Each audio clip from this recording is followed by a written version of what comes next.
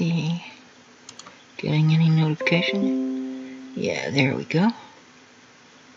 Alright, so if I am not mistaken, I think I'm live. It's not showing. Yeah. Alright. So I believe I'm live. Yeah, I'm live. Alright. Sorry. Hello, good afternoon, or good evening, or good morning, or good whatever time of night or day it happens to be wherever you happen to be. Welcome to Republic News Saturday. I am your hostess, Liviana. So, yesterday evening, or last night, as the case may be, I was going to do my normal post-Saint show, but that did not transpire for a number of reasons, not least of which was the fact that I had not been feeling well. Today's show has been delayed slightly. I probably should have started about 3 hours ago, 2 or 3 hours ago, but I still wasn't feeling particularly well. So, after taking yet more medication, I think I'm at the point now where I can at least talk for a little bit. So, I've got some news articles to read and discuss. I'm not going to be reading the entirety of any of these articles, probably. I mean, you know, we'll see. But certainly we'll be including links to the articles in the video description. I'm thinking also about, I have started a new blog recently to facilitate my responses to people in YouTube comments, not on my own videos, but elsewhere, other people's videos, and or Twitter.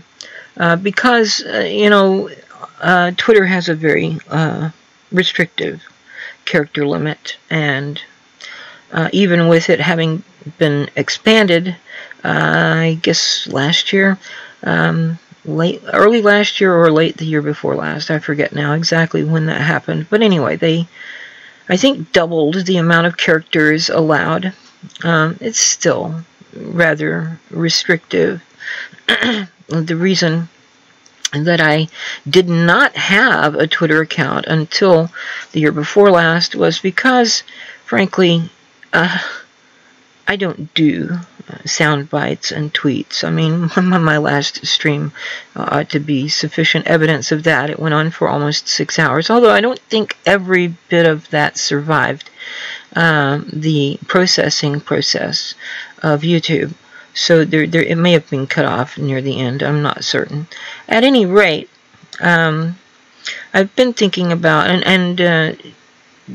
to use that blog as a way of responding to people in a more complete manner than I would be able to do on Twitter without trying to link tweets, which, you know, a lot of people don't really respect, and sometimes I don't either, because you want to respond to a particular tweet and have that one above you. So, I mean, especially if you're on your phone and you can't see the entire thing, you can just see the one tweet to which you are responding. So I don't really find Twitter to be a useful platform for dialogue,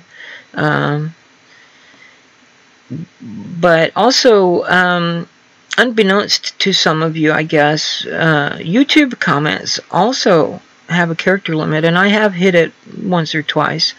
And unlike Twitter, if you try to post 2 or 3 comments in a row,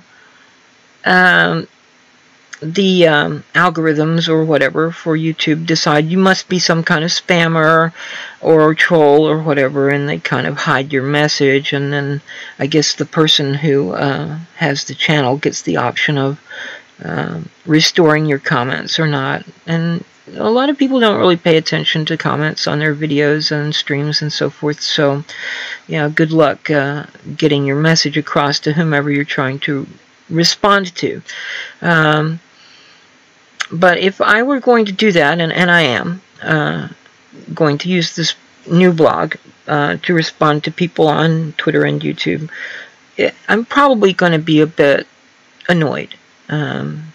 Because if someone annoys me enough to result in me responding to them in this manner, it's probably going to, come out, be evident in the response. So I'm not going to be particularly courteous. But I also said in my first post to that blog that I might post other things at that blog that would not necessarily be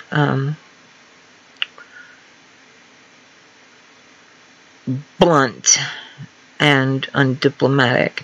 So I'm thinking about possibly starting to include all of my video descriptions, with the links, at least the references to the things that I've talked about in a stream or in a video on that blog. And the reason for that is because, hey, guess what? Even YouTube video descriptions have a character limit, and I have certainly hit that more than once or twice. So, and I don't really like having to cut the titles of the articles down to like 2 or 3 words, or have to cut some of my standard video description out in order to make room for all of the links and titles or description of what they are. So I may start using this blog to also host video descriptions, or at least the references for my videos and streams. So we'll see what happens toward the end of this show, whether I have sufficient room to put all of the links into the video description, or I might just not even bother with that and instead post them on the blog and then come back later and post a link to the blog post so you can go and check it out there. But at any rate, the point is, the point is that I will include references, links to the things that I am reading, and other sources. Sometimes I include links to other stories that are related, but that I didn't read. So yeah, the links to what I do read, I always do provide in the video description. But yeah, that may change. I'm thinking seriously now that I may use that blog to host the links to references for things that I have covered in these shows, streams, and possibly also for some of my videos. I don't usually cover too much in the pre-recorded videos to warrant having to put the references in another place, but that may also change. At any rate, so I'm going to go ahead and get started here. Apologies for rambling a bit, but that's the risk you run whenever you listen to someone who has been trained to be an academic. Chasing rabbits is the national pastime of academics. Hopefully, I'm not going to do a lot of that this week, because the last show I did, the almost 6-hour long one, I was rather exhausted, and I wound up chasing a lot of rabbits out into fields and then wondering how the hell I got there, before turning around and going, oh, that's the path back to what I was talking about. This introductory hoo-ha out of the way, that's taken up 10 minutes now. I'm going to dive into the news of the week, and some of this is going to be a little older than the week, because It goes back into the past as for things that are relevant today. So the first article that I have comes from the New Republic. It was published on the 15th of January, written by Alexis Papazoglou. Papazoglou looks like a Greek name. Alexis Papazoglou. And the title of the article is The Philosophical Roots of Today's Immigration Debate. When Hegel wrote that the owl of Minerva flies at dusk, he meant that philosophy makes sense of the world only retrospectively. After the world has given birth to a reality, the philosophers arrive on the scene to help us understand it. But in the present moment, the opposite seems to be happening, and in the midst of an unusually vitriolic debate. A classic argument in the 1970s and 80s has foreshadowed the politics of today. It might appear overly charitable to attribute anything like a political philosophy to Donald Trump, but however unintentionally, his aggressively anti-immigration policies and the moral outrage they provoke in Democrats reflect a real-life expression of a philosophical conflict between two different conceptions of political responsibility. Communitarianism, which sees people's identities and value as intricately linked to their political community, political justice therefore rooted in and confined to that specific community, and liberalism, which recognizes universal human rights and sees our political responsibilities extending beyond our narrow ethnic or political group to all human beings. I think this is a little bit simplistic, but we'll carry on. In 1971, no, I'm not going to carry on just yet. I am going to have to chase this rabbit because I've bitched about this for 20 years now, and people are still not getting it. Bifurcation fallacy. Bifurcation fallacy is a logical fallacy, and in case you don't know what a logical fallacy is, when we study logic, we study correct and incorrect inference forms. Inference means reasoning or, coming to a conclusion. So there are incorrect inference forms, faulty reasoning, if you will. Some of those are formal fallacies, that is, they violate the rules of inference in some way, such as affirming the consequent or denying the antecedent, which are kind of misapplications of modus ponens and modus tollens. These terms may mean nothing to you. Modus ponens is like, if A, then B, A, therefore B. That's right. That's a correct inference form. If, however, you say, if A, then B, B, therefore A, nope, that's wrong. That's a formal fallacy known as affirming the consequent. If A, then B means you have to have A in order to have B. Or, you're not going to have, you don't get A just because B exists, okay? B could have come into being in some way other than through A. Yeah, so B can exist without A, but if A happens, then B must also happen.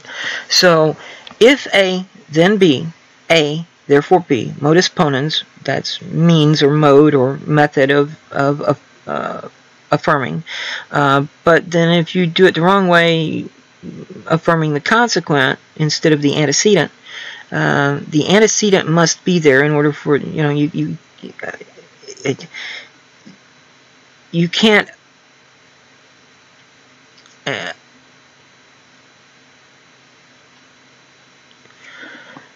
the antecedent cannot be affirmed without the consequent in this manner. I mean, like, if A then B, then you're going to have both of them. But if A then B, A therefore B, yes. If A then B, B therefore A, no. Wrong. The other one, denying the antecedent, is essentially doing exactly the opposite. You're saying that because there's no B, then there can't be A. wait. Fuck it. I'm too tired and too medicated to get it right at the moment. But anyway, so some of these fallacies, some of these incorrect inference forms are formal fallacies. That is, they violate the rules of inference in some way. Some of them are informal fallacies, such as red herring. Now, a red herring is an attempt to change the subject from the topic at hand to something else. This can take a number of different forms, and there are a number of fallacies which are species of red herring. So, for example, argumentum ad hominem in the abusive ad hominem form is an attempt to change the subject from the topic being discussed to a personal attack on the person with whom you're discussing. So, like, if I were to say, healthcare should be a human right, and then my opponent said, well, you're just a communist. That's a personal attack. Now, I might be a communist, but saying that doesn't render what I've said invalid or untrue. Now, I'm not a communist. There are many people who believe that healthcare should be a human right, besides Marxists. I am a type of socialist, but I'm not a Marxist socialist, and I don't believe in communism. It's not something that I want to see happen. There are also social democrats who believe that healthcare is a human right, and they are centrists, not leftists of any kind.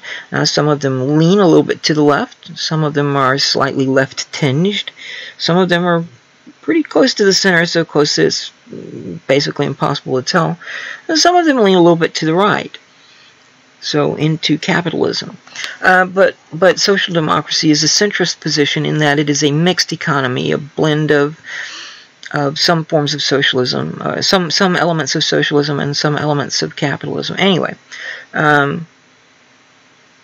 the point that I wanted to get into here is bifurcation fallacy is a type of false dilemma. This has a number of different names: black and white thinking, black or white thinking, all or nothing is another species of it that says either you have to go with this entire program or you don't get any of it. These are not necessary, and bifurcation fallacy is specific. False dilemma is the presentation of a limited number of options when more than that limited number exist.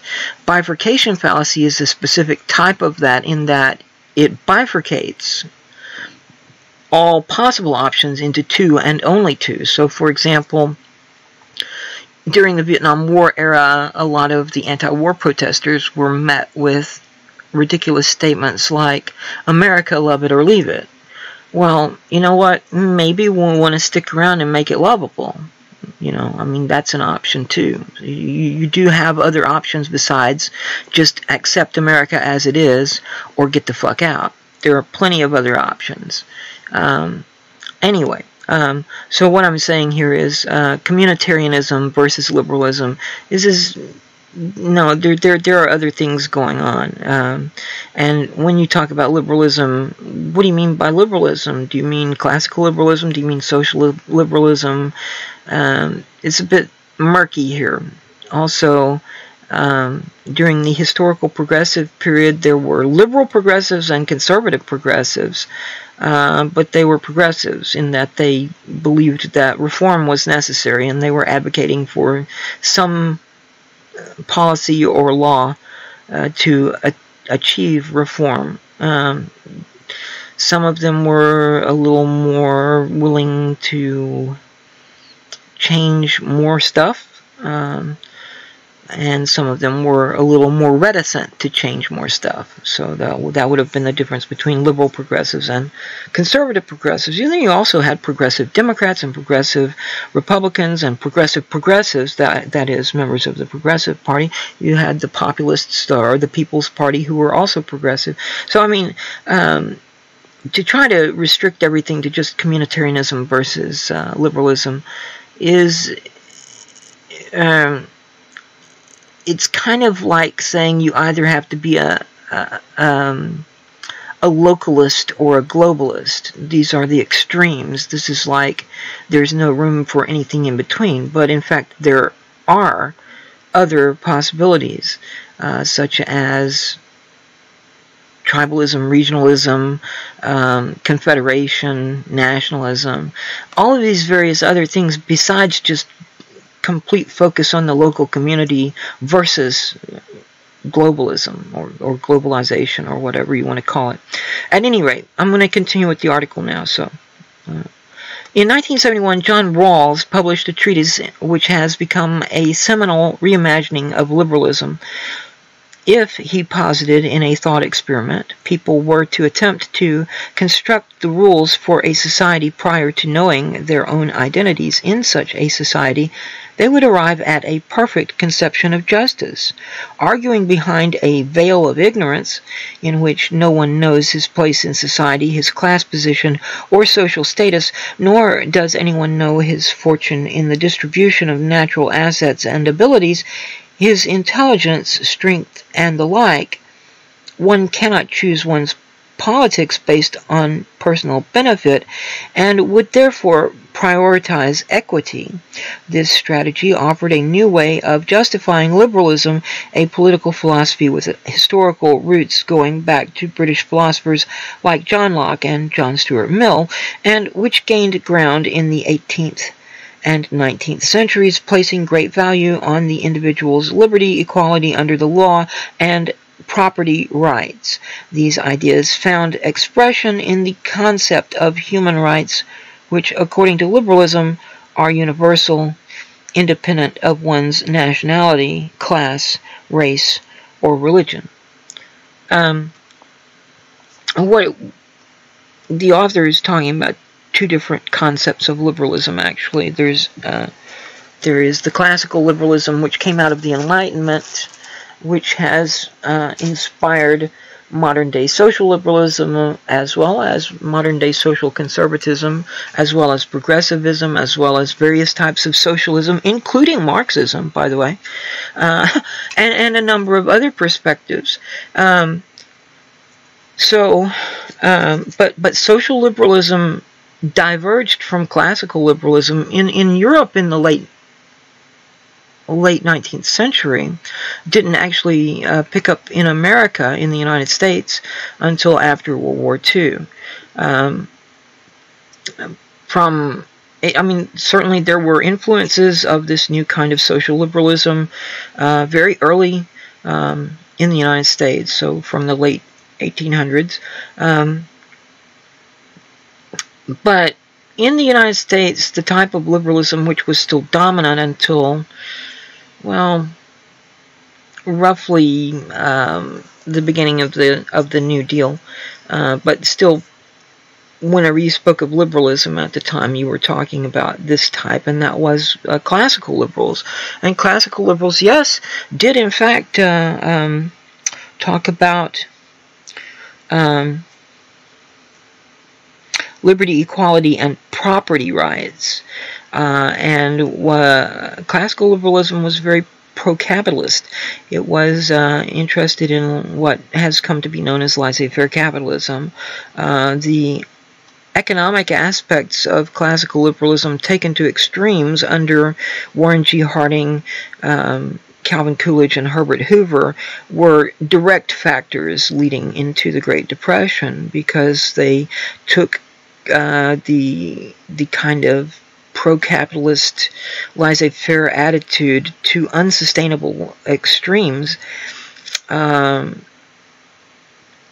Anyway, I've talked about this many times too. So, but social liberalism began to be something different in the United States around 1946 or so. It was from that, in fact, that classical liberalism became known as classical liberalism instead of just liberalism. And so for a little brief period of time there, you had reference to classical liberalism and social liberalism, and now what used to be called liberalism is just called classical liberalism, and what was called social liberalism is just called liberalism, in the United States anyway. And so, I mean, I'm not lamenting the fact that social liberals replaced classical liberals, because, I mean, there are obvious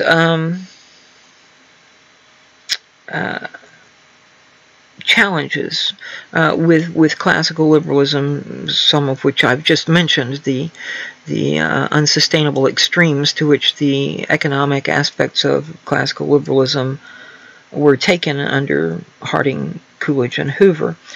And I'm not going to go into detail about that, because I've talked about it many times.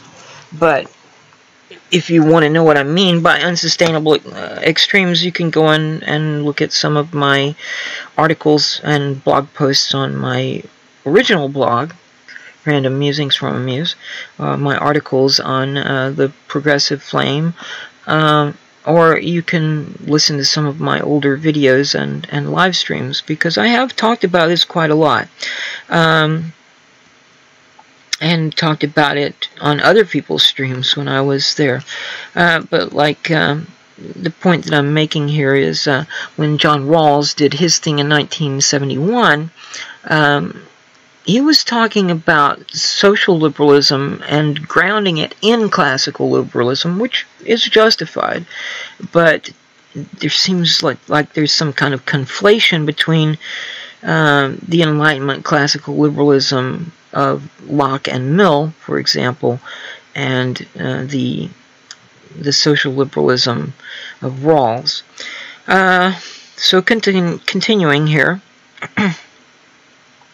But in the 1980s, Rawls and liberalism were challenged by a new group of theorists, the communitarians. Rawls's veil of ignorance offered a distorted picture of human beings. Philosophers such as the Scottish Alistair MacIntyre, Canadian Charles Taylor, and American Michael Sandel began to argue, and this couldn't form the basis for a viable political philosophy.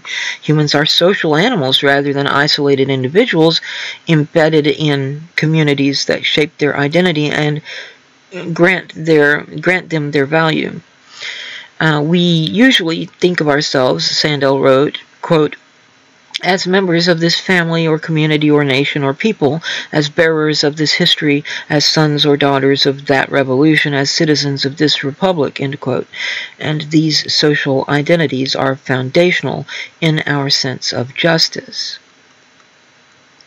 This argument wasn't entirely new in the 1980s. The German Romantic movement made similar objections to Immanuel Kant's philosophy in the Enlightenment, which prefigured Rawls's liberalism by arguing that each individual's moral worth derived from their partaking in the universal capacity to reason rather than something bestowed on them due to their membership of a particular nation or ethnic group. The German Romantics' dismissal of universalism and reason-based moral worth, reason being a cold and abstract way to evaluate a human, they thought, returning to the particulars of identity, found political expression in many of the nationalist projects of the 20th century, some of them exceedingly brutal.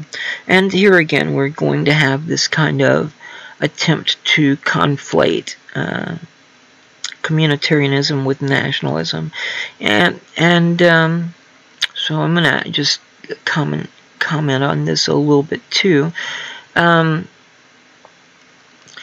So what the author is talking about here is this kind of identity politics thing, and there is identitarianism, identity politics used by both social liberals and social conservatives and ultra-conservatives and the so-called right. And I'm saying so-called because right, center, and left are about economics, and when we talk about social attitudes toward change in society and or culture, we use terms like reactionary, regressive, ultra-conservative, conservative, moderate, limousine liberal, progressive, radical. So I don't like to to kind of blur the distinctions between the two different dimensions that are being discussed. And certainly there is some kind of, I don't know if it's an intersection of the two axes or a parallel. Maybe they just come close to one another at certain points. I don't really know how to describe it, but there is something economic involved in social change, okay, which is one of the reasons that progressives have tended to focus on the economic situation while still being primarily a movement concerned with social change.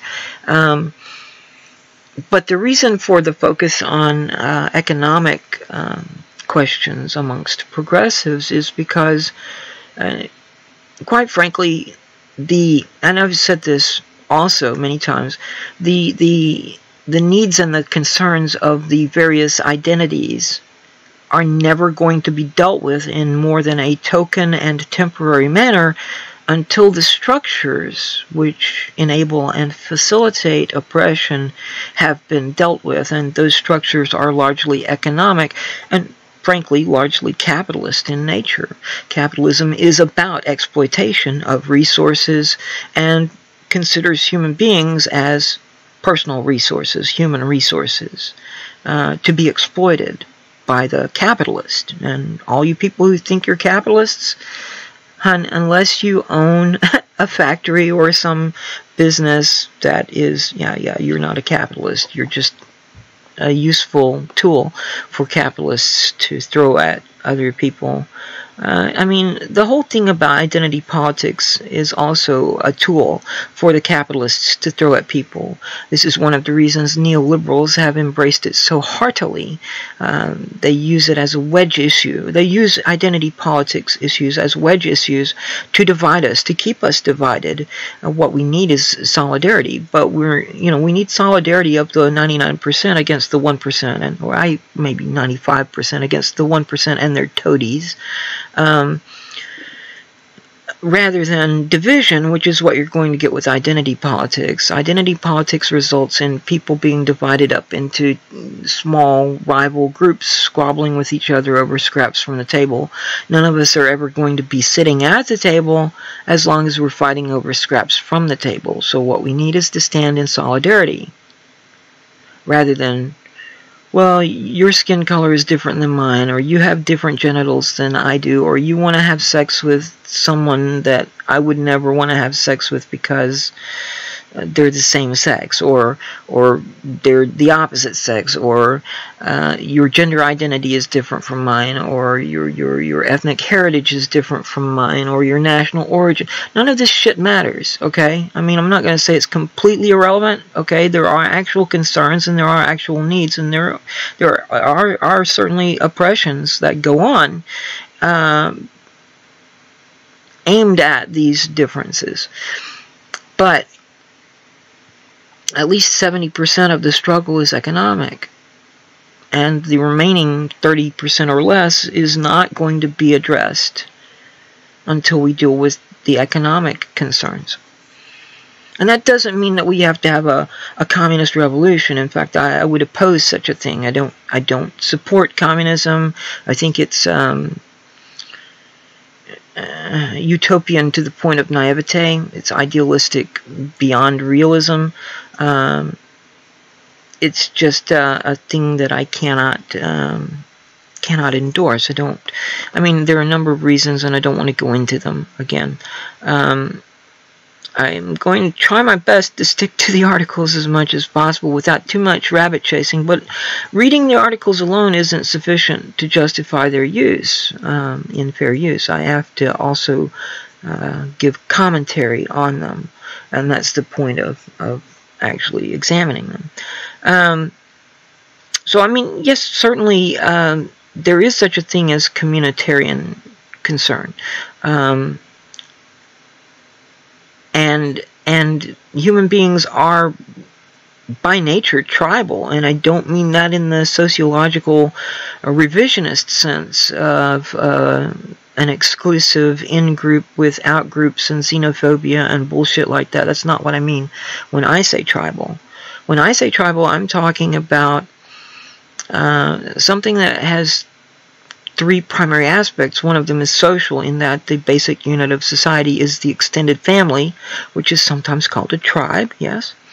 The polity is decentralized, and the economic system is cooperative. And here again, we have the distinction between collectivism and individualism. No, that's another false dilemma, because cooperativism is a third option. It's not simply a blend of those two. For cooperativism, the entire tribe or extended family or whatever happens to be involved in the cooperative, they cooperate with one another for the good of the whole and the good of the individuals. So it's not collectivist, but it's also not individualistic. It's something else, and it's not simply a combination of the two or a midway point between the two. It's a totally different thing. All right. Yes, we are naturally tribal, and that's not a bad thing. But at the same time, trying to focus on these small identities as if they were the basis of all political. I mean, there was a thing here, and several people have said this. There was a guy, Robert Bob TV Brown, was talking about yesterday on his channel. I forget who the guy. What was the guy's name?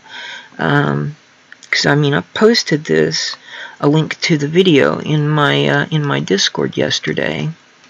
So it shouldn't be too hard for me to find, because it was right here somewhere. Yeah. Roland Martin was pissing and moaning about Bernie Sanders and talking shit about identity politics in a historical sense, but kind of conflating that with what it means today, and those are not the same things. So, I mean, the idea that, let's see, there was something right here, in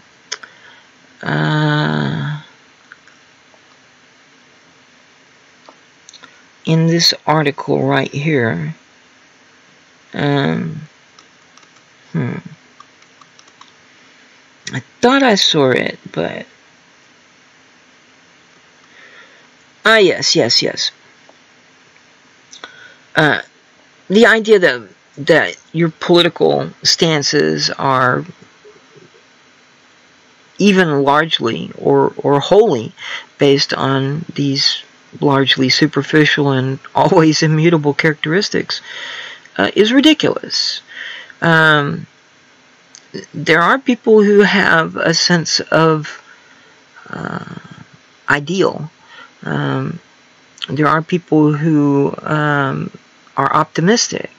There are people who, I mean, I've voted against my own interests at times because I thought that what I was voting for would be better for the country or the state or the local community. I mean, there was a guy who lived down the road from me a few years ago.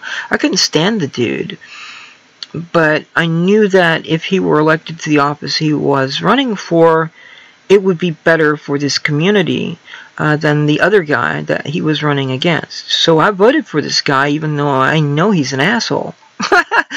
You know, so I mean, it wasn't my personal likes and dislikes, or the fact that I know the guy's an asshole and shouldn't be trusted, as it was that I knew that he would actually do something good for the community, because he lives here in the community. Okay, so I mean, there is that sense of, okay, this is community, and I'm going to pick this guy because he's from the same community. But it wasn't just because he was from the same community. It was because I knew that he would do something good for the community. Regardless of my personal feelings about him, or my dislike of him, or my distrust of him, I knew that he would be more likely to do something beneficial than the other asshole who was already in office and had been for some time, and had made it pretty obvious that he didn't give a shit and he was going to do what he wanted to anyway. Anyway. And then the guy here in this article, and I say guy, Alexis, could be a woman's name, but it looks like it's a Greek name, so it could, I don't know. The person, the author of this article, then goes on to conflate communitarianism with nationalism, and again, and talks about nationalism as if it were always the same thing as Nazism or fascism. It's not. Nationalism in the late 1800s was something that liberals were all for, right? And I mean, even the social liberals that were just beginning to arise in the late 1900s, late 19th century, sorry, late 1800s. So I mean, that was one of the things to combat imperialism. And now we've got this entire attitude on the part of neoliberals who are trying to resurrect some of the horrible, unsustainable extremes of classical liberalism, the economic situation, who are praising globalism. Oh, let's all be global citizens. We're cosmopolitan. We're citizens of the world. Surfaces of the world economy are movable, so we can, you know, move our factories overseas or to some third world country where we don't have to worry about environmental regulations or minimum wage or workers' compensation for injuries on the job, the 40-hour work week, overtime, blah, blah, blah, blah, blah, blah, blah. Again, I've talked about this many times. Globalism is not desirable. One world government is not desirable. Well, that would solve all the wars. Yes, and that would leave us with no options to go to some other place if we dissented from what our government was doing. So, I mean, globalism is a bad thing, but it doesn't mean that localism is a good thing. It doesn't mean that any of the other things are good things. There are pros and cons to all of these things. But globalism is one that I would say is particularly nasty. I mean, it's just a new form of imperialism, and it's primarily economic in nature. And there are going to be some people who are going to say, well, globalism is just a keyword for anti-Jew stuff, anti-Semitic bullshit about blah, blah, blah. No, this has nothing to do with Jewish people. This has to do with neoliberals, corporatists. This doesn't have anything to do with Jews. Okay? So don't even go there with me, because I will kick your fucking ass. The first guy I ever loved was Jewish. Right? So, anyway.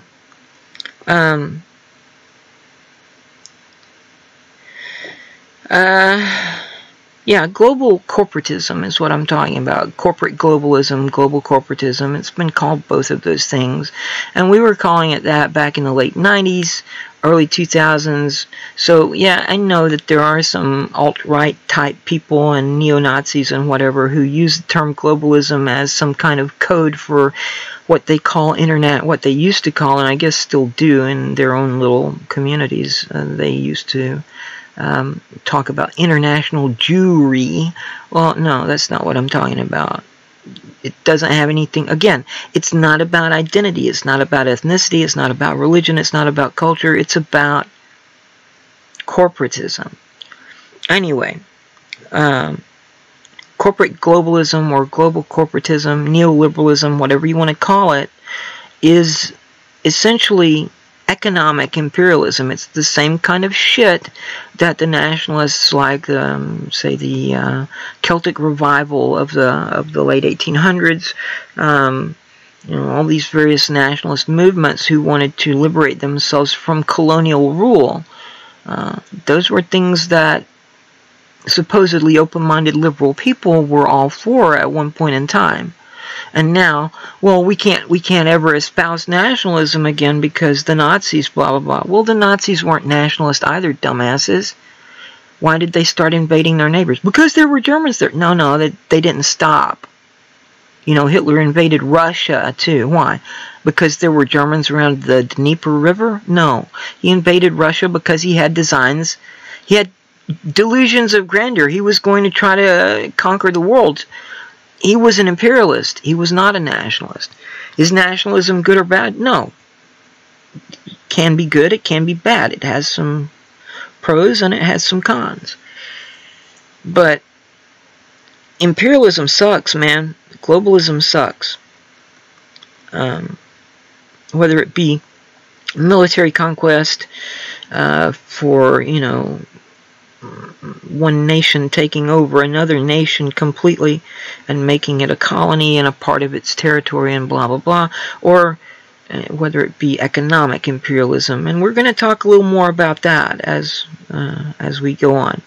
Maybe not so much in this article. Anyway, back to the article.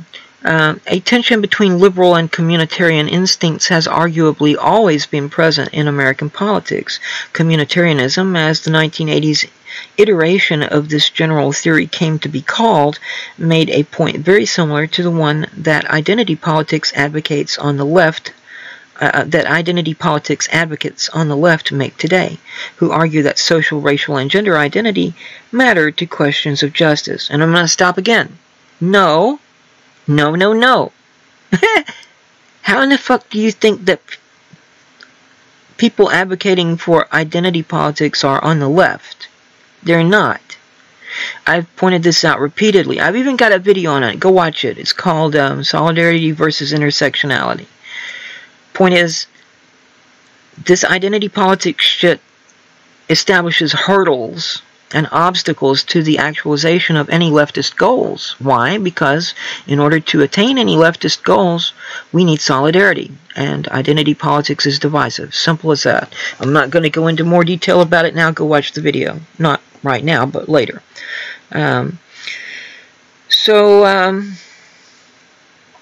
This right-wing version of identity politics, emphasizing things like, and again, it's not right-wing, it's not left-wing, it's reactionary in this case, what you're talking about and calling right-wing, of identity politics, emphasizing things like religious and national or ethnic identity as key to determining who deserves what in politics, offered a different, less universal conception of political responsibility and justice based on the idea that our political and moral ties are first and foremost towards our community rather than to those outside it. Few people, communitarians argue, would truly consider their moral duty to a stranger analogous to their moral duty to, say, their mother or their child. President Trump's self-identification as a nationalist and his attitude toward immigration place him squarely on the communitarian side of this philosophical divide. I don't think so, but anyway. I mean, really seriously, communitarianism is not pro-nationalist either. It's more localist, and people don't seem to realize there are more than those two options, nationalism versus globalism. There's, like I said, there's regionalism, there's localism, there's provincialism, not in the sense of the logical fallacy of provincialism, but like this province or state. I mean, you see a lot of this with Texas. Texas is, yay, #1, Texas, Texas, Texas. And I mean, I'm from Texas, and I'm very proud to be from Texas, but I'm also very proud to no longer live in Texas because there are too damn many Baptists in the state government. Anyway.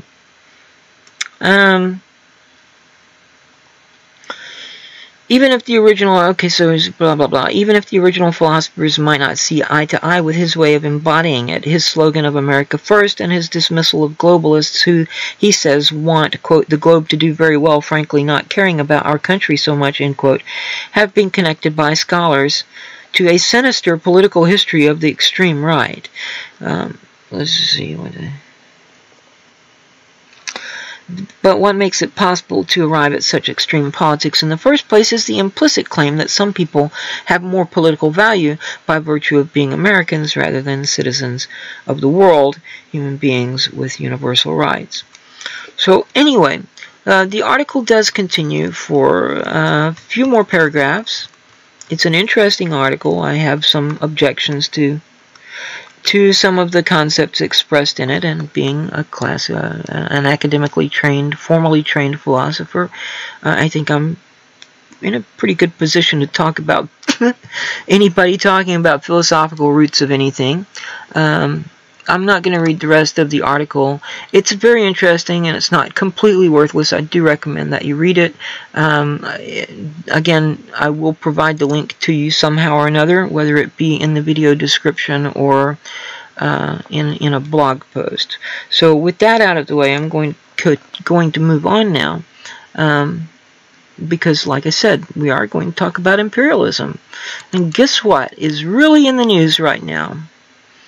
This article comes from Gray Zone. That is Max Blumenthal's publication. He is the editor of this publication, and this is written by Ben Norton, who was on a video that I linked to my Discord and here and there recently, Twitter, Facebook, the Progressive Fire group on Facebook, and I don't know if I posted it in the Progressive Fire community on Google Plus or not. Since Google Plus since the consumer version of Google Plus is being phased out by Google, I have been a lot less active there. I don't really want to, invest a lot of time in posting things to something that's going to be gone in the very near future. They initially said they were going to phase it out over 10 months, and then I guess it was in December they said, nope, it's going to be gone in 90 days now, because we found it's even worse than we thought, the privacy violations or whatever.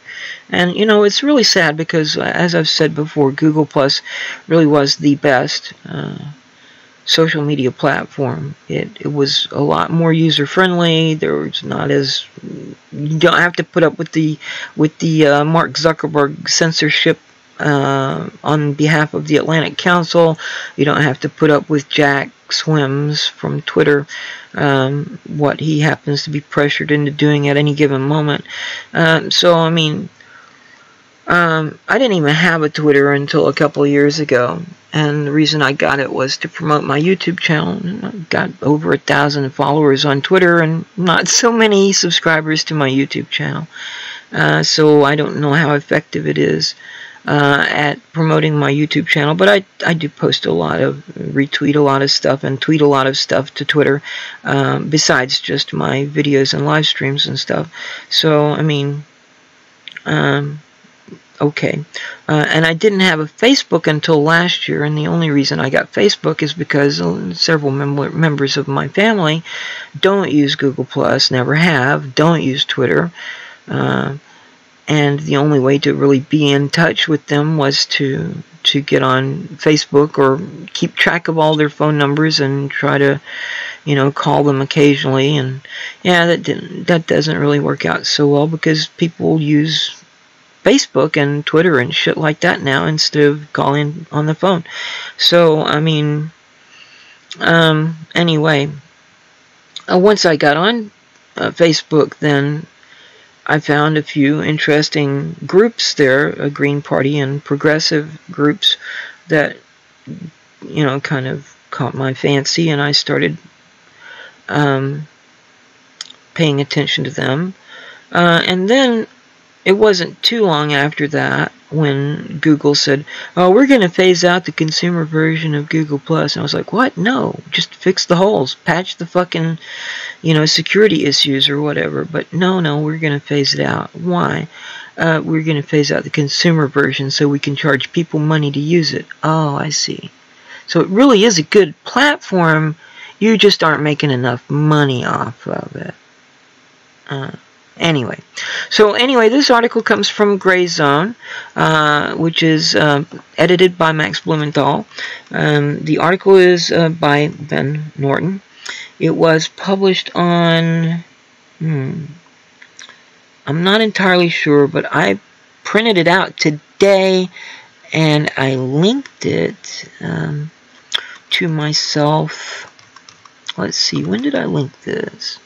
I found it here. I found it on Thursday, so it's been a couple of days, but the 24th, I guess. Yeah, the 24th. So it's been a couple of days, at least since it was published. And the article is U.S. backs coup in oil-rich Venezuela. Right-wing opposition plans mass privatization and hyper-capitalism. The lead sentence, I guess. The U.S. has effectively declared a coup in Venezuela. Trump recognized unelected right-wing opposition leader Juan Guaido as new president, who plans mass privatization and neoliberal capitalist policies. Now, I will point out that there are people, someone that I actually know, in fact, on Twitter, who's raging about how the election was rigged in Venezuela. No, it wasn't. No, it fucking wasn't. If it had been rigged, Maduro would have gotten about 95% of the vote. He got 1/5. That's about the same amount that Hillary Clinton and Donald Trump each got in the United States in 2016, by the way.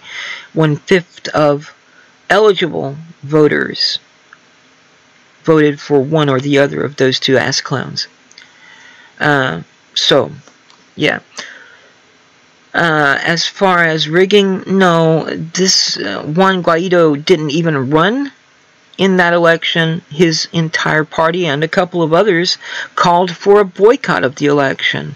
But to say that it was rigged because these three parties decided to sit it out, no.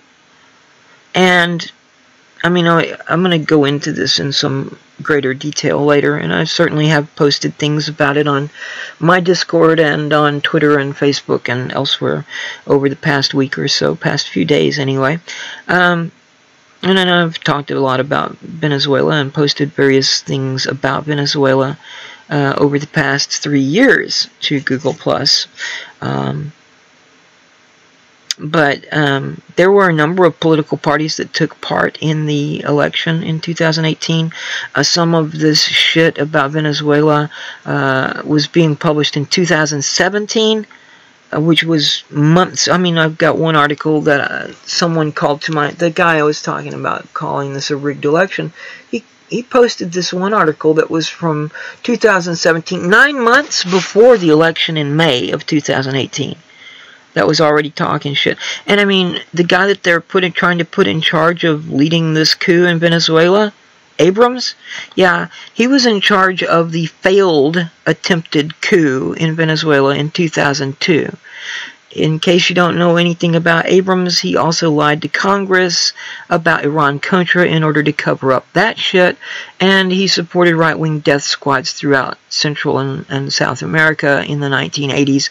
Real winner of a guy there, and certainly trustworthy. Not.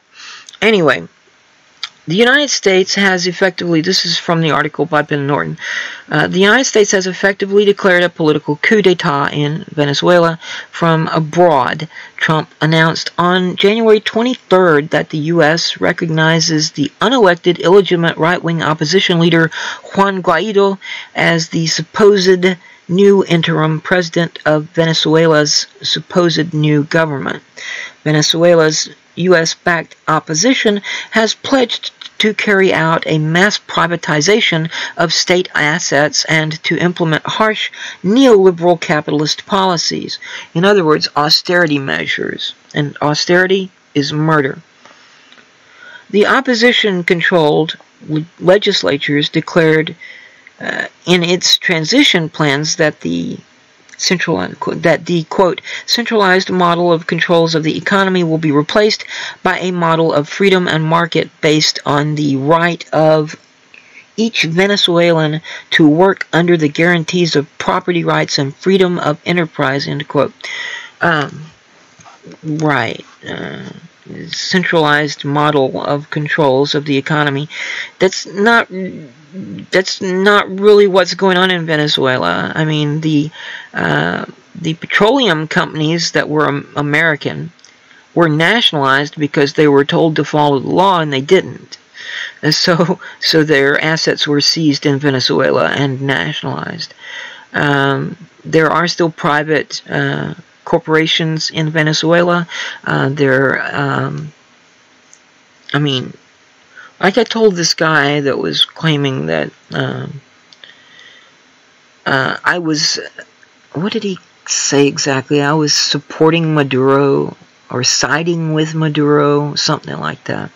Because Maduro is a leftist and so am I, and I'm like, no, I'm not really supporting Maduro and I'm not siding him. And just because he's a leftist doesn't mean that I agree with him. I mean, I don't agree with their particular version of leftism. And frankly, Venezuela is not a socialist economy, certainly not a Marxist economy. It's more a social democracy. And again, social democracy is an economic term. So when, you hear the word democracy, don't necessarily leap at that and say, they're not democratic. Well, I mean, he was democratically elected, so... But social democracy is the name of a particular economic perspective. It's not about the polity so much as it is about the economic policies and so forth. But I finally told him, come talk to me when everything in Venezuela, when all industry and corporations and farms and so forth are nationalized or turned into cooperatives, and then we can talk about leftism, because they're not. But anyway, so there's a tweet from Donald Trump about blah, blah, blah. I'm sure some of you have seen it. Again, I will include the link somewhere for you to check out later.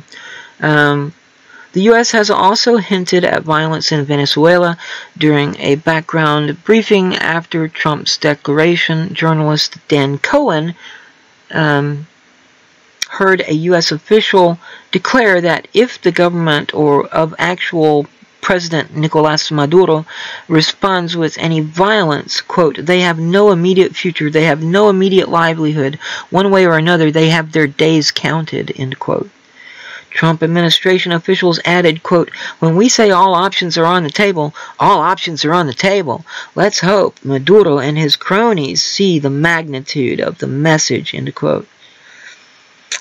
Canada's Liberal government, led by Prime Minister Justin Trudeau, Brazil's new far-right leader, Jair Bolsonaro, and the overly pro-U.S. Organization of American States, or OAS, and its Secretary General, Luis Almagro, have joined Trump in endorsing this diplomatic coup in Venezuela.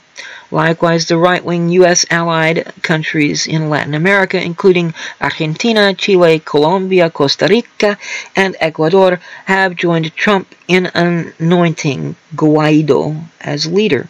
The region's few remaining leftist governments, Bolivia, Cuba, and Nicaragua, have continued recognizing Venezuela's legitimate government, as has Mexico's newly elected left-wing president, Andrés Manuel López Obrador. Bolivian President Evo Morales warned that, quote, the claws of imperialism again seek to fatally wound the democracy and self-determination of the peoples of South America, end quote, adding, quote, no longer will we be the backyard of the U.S., end quote. So then there's WikiLeaks tweet. U.S.-aligned states Ecuador, Chile, Argentina, Brazil, Colombia, and Costa Rica reportedly back U.S.-led diplomatic coup and cease recognizing Maduro as president of Venezuela and swap to U.S.-backed opposition figure Juan Guaido. Bolivia, Cuba, and Mexico stay with Maduro. That was tweeted by WikiLeaks Twitter account on the 23rd. The U.S. government, its right-wing allies, and an obescent corporate media have repeatedly referred to Venezuela's actual president, Nicolas Maduro, as, quote, an authoritarian dictator, end quote. What they have failed to mention is that Venezuela still has regular elections, but the U.S.-backed right-wing opposition, which is notoriously disunited and incompetent, has chosen to boycott these elections, what I tell you, preferring to call for foreign-backed military coups instead. One of the only elected officials in the U.S. who has spoken out against the coup is left-wing California Congressman Ro Khanna. Other progressive and anti-Trump U.S. politicians, including self-declared Democratic Socialists, have remained silent on Trump's effective declaration of a coup in Latin America. Now, this was true when the article was published, but as of Friday, Senator Bernie Sanders did come out and talk about what was going on and talked about Maduro, and wasn't real friendly towards Maduro, but still, nevertheless, said that he opposed any U.S. attempt at leading a coup or supporting a coup in the country of Venezuela. So, I mean, yeah. I think I recall seeing Tulsi Gabbard say something against this as well, this attempted regime change crap. So the article continues, while supporters of regime change in Venezuela insist this blatantly undemocratic move is necessary to, quote, defend democracy, end quote, make no mistake, the upheaval is clearly not motivated by resistance to authoritarianism. Venezuela, which has the world's largest oil reserves, has long been a target of U.S. aggression. In 2002, the United States supported a military coup that briefly ousted democratically elected President Hugo Chavez and replaced him with the right-wing oligarch Pedro Carmona. U.S. intervention, including crippling economic sanctions, has only continued since then. There are people on Twitter that they're claiming that there are no sanctions. That there are no sanctions, that the sanctions are only directed at the government of Venezuela and not against the people, as if that, I mean, come on. Do you people not understand how sanctions work? It's just unfathomable to me that you would make such a claim. I mean, do you not know what sanctions are, even? Because yes, they are hurting the people of Venezuela.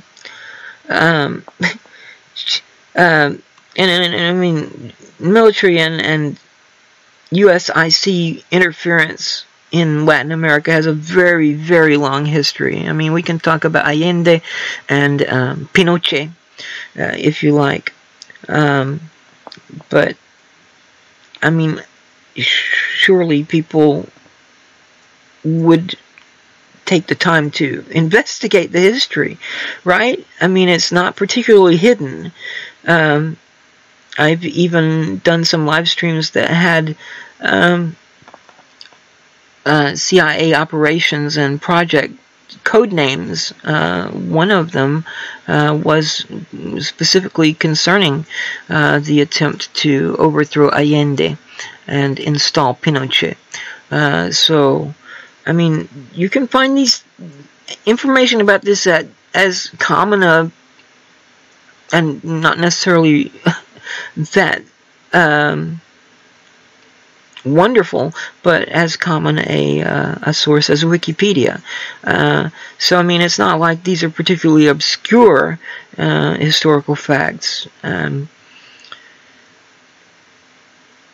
It boggles my mind, it really does, that people have no idea what's going on. It's not just about the oil either.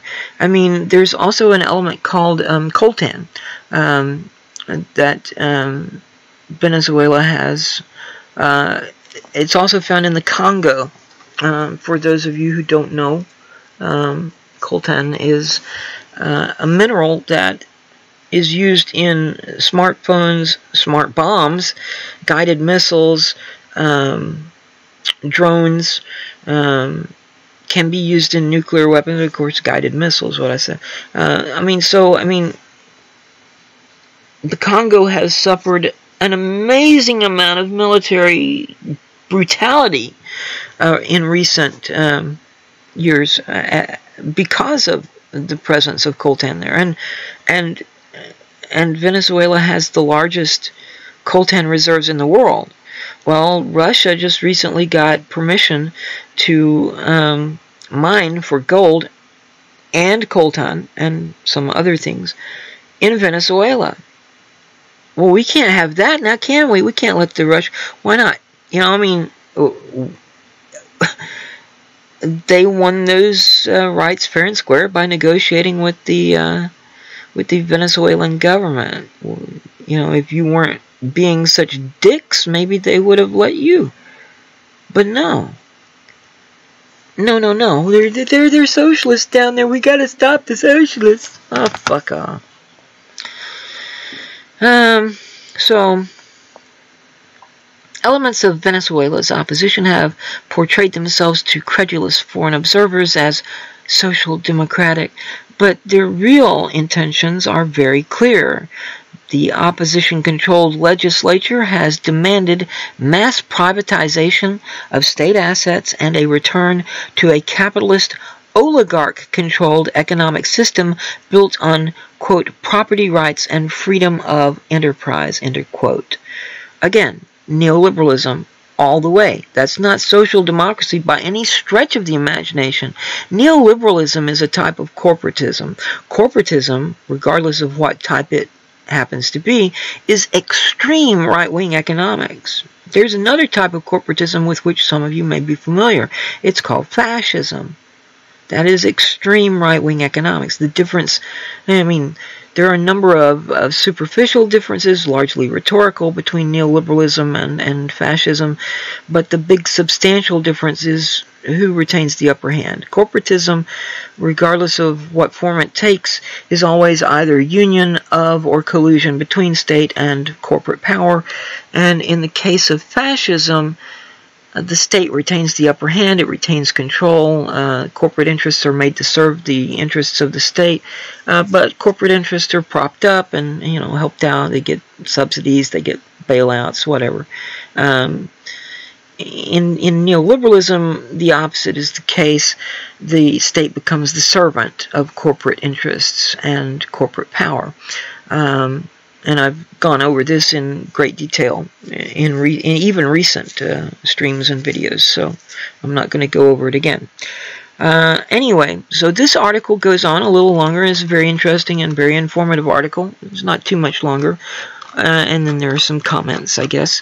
But again, I'm not going to read it all because I don't have to. And so I've got another little bit about Venezuela. This comes from Craig Murray's blog. Now, Craig Murray was a former ambassador from the United Kingdom. He's a historian and he's a human rights activist. He has his own blog. I have 3 blogs myself. And I don't update them nearly as often as I probably should. The new one has only 1 post on it so far, but that may change very soon. This is from the 24th of January, and it's called "The Coup in Venezuela Must Be Resisted." Venezuela has elections. Juan Guaido has never even been a presidential candidate. Despite massive CIA opposition funding and interference over years as big oil tries to regain control of the world's largest oil reserves, Nicolás Maduro was democratically re-elected in 2018 as president of Venezuela. The coup now underway is illegitimate. I opposed Maduro's move to replace the elected National Assembly. Sometimes I read back things I wrote in the past and decide I was wrong. Sometimes I think the article was right, but a bit of a potboiler. Occasionally I am proud, and I am proud of my analysis on Venezuela written on the 3rd of August 2017. I believe it's still valid, and he quotes himself from that, which I'm not going to read, but you can check it out later. Anybody who believes that a country's internal democracy is the determining factor in whether the West decides to move for violent regime change in that country is a complete idiot. Any journalist or politician who makes that claim is more likely to be a complete charlatan than a complete idiot. In recent years, possession of hydrocarbon reserves is very obviously a major factor in Western regime change actions. In Latin America, over the last century, the presence of internal democracy has been much more likely to lead to external regime change than its absence, as maintenance of U.S. imperialist hegemony has been the defining factor. That combines with oil reserves to make the current move a double whammy. This goes on for 2 or 3 more, maybe 4 more paragraphs.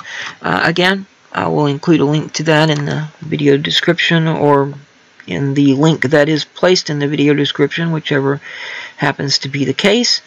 And I'm probably not going to have the video description up before the stream is over, because it interferes with, I'm chasing enough rabbits already. This next thing that I'm going to read part of is also from Craig Murray's blog. And again, Craig Murray, historian, former ambassador, and human rights activist, based in the UK. This was published today, and the title is The Vultures of Caracas. We are frequently told that people in Venezuela have no food, clothing, or toilet paper, and that popular discontent with the left-wing government is driven by real hunger. There are elements of truth in this story, though the causes of economic dislocation are far more complex than the media would have us believe. In fact, if you check out Abby Martin's videos over the past couple of years, maybe 3 years, you'll see this is a woman who has been to Venezuela, who has interviewed people on the ground there, and she doesn't encounter a lot of anti-Maduro sentiment. She has been to grocery stores. They are not empty. But anyway, to continue with the article. No, I will go ahead and say Abby Martin is a first-rate investigative journalist, and is an actual journalist, unlike so many of the talking heads on corporate media outlets today who just spew establishment talking points. And I mean, you can tell who's paying their bills because, you know, watch their ads. They come from Raytheon and Lockheed Martin and other military-industrial complex corporations. You know, I mean, they're obviously not going to be anti-war. They fired Phil Donahue and Jesse Ventura for being opposed to war. Anyway, to continue. But I ask you to look at this photo of supporters of CIA poster boy, the West's puppet unelected president, Juan Guaido, taken at a Guaido rally in Caracas 2 days ago and published yesterday in Security Services House journal The Guardian. Please take a really close look at the photo. Blow it up as big as you can. Scan individual people in the crowd one by one. These are not the poor, and most certainly not the starving. As it chances, I have a great deal of life experience working amongst seriously deprived, hungry, and despairing people. I know the gaunt face of want and the desperate glance of need. Look at these Guaido supporters one by one by one. This designer-spectacled, well-coiffed, elegantly dressed, sleekly jowled group does not know hunger. This group does not know want.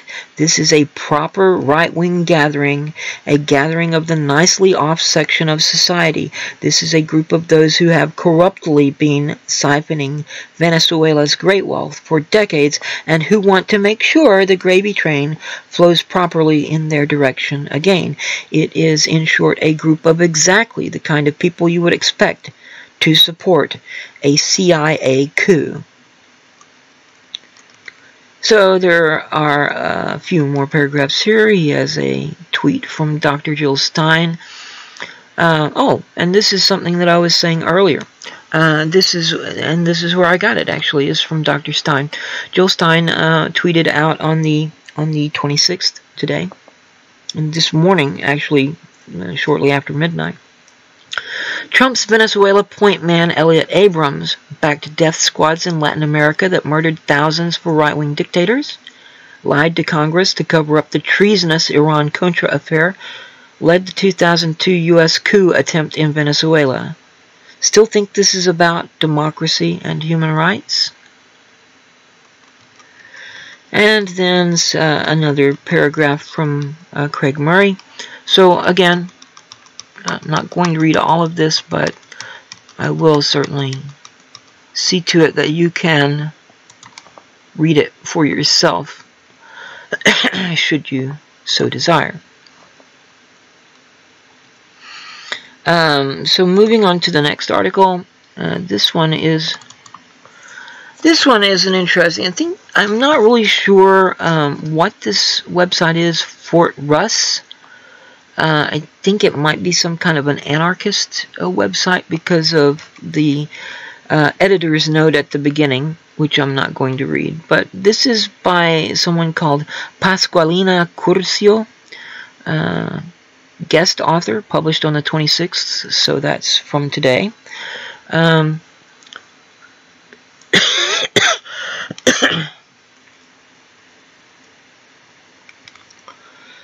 It says, let's see, FRN, that's Fort Russ News, is not of the view that legitimacy and sovereignty are determined by the specific mechanics of what a particular time and place considers democratic, or that democratic equals legitimate. This is a larger historical blah blah blah.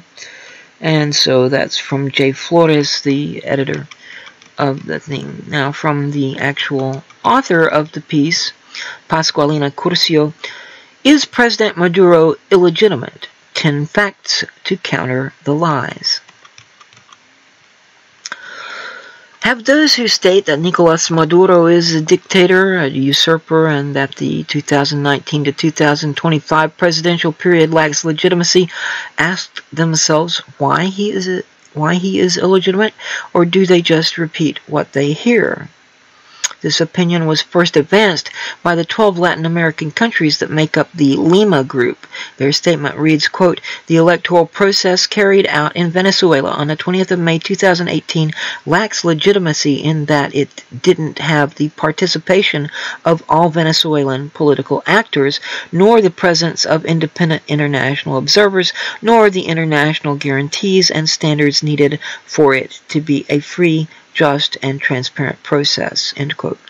Now, before I continue, I'm going to point out that the opposition parties chose themselves to boycott the election, and also told the UN not to send observers. Okay, so let's just manufacture some shit here that we can then use later to claim that this is an illegitimate election. Anyway, to continue with the article. The leaders of the Venezuelan opposition, the non-democratic ones, repeat ceaselessly and without arguments that Maduro is a usurper.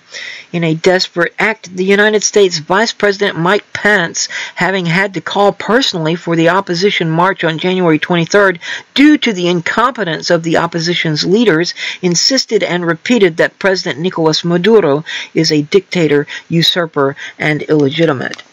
The strategy is clear. Repeat the lie 1,000 times to turn it into truth. Let's dismantle this lie. Number one, there was a presidential election.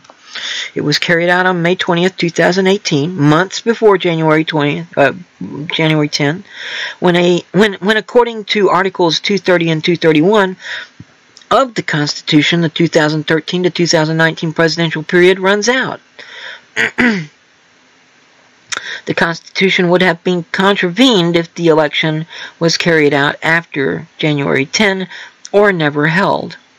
Number two, it was the Venezuelan opposition that requested an early election.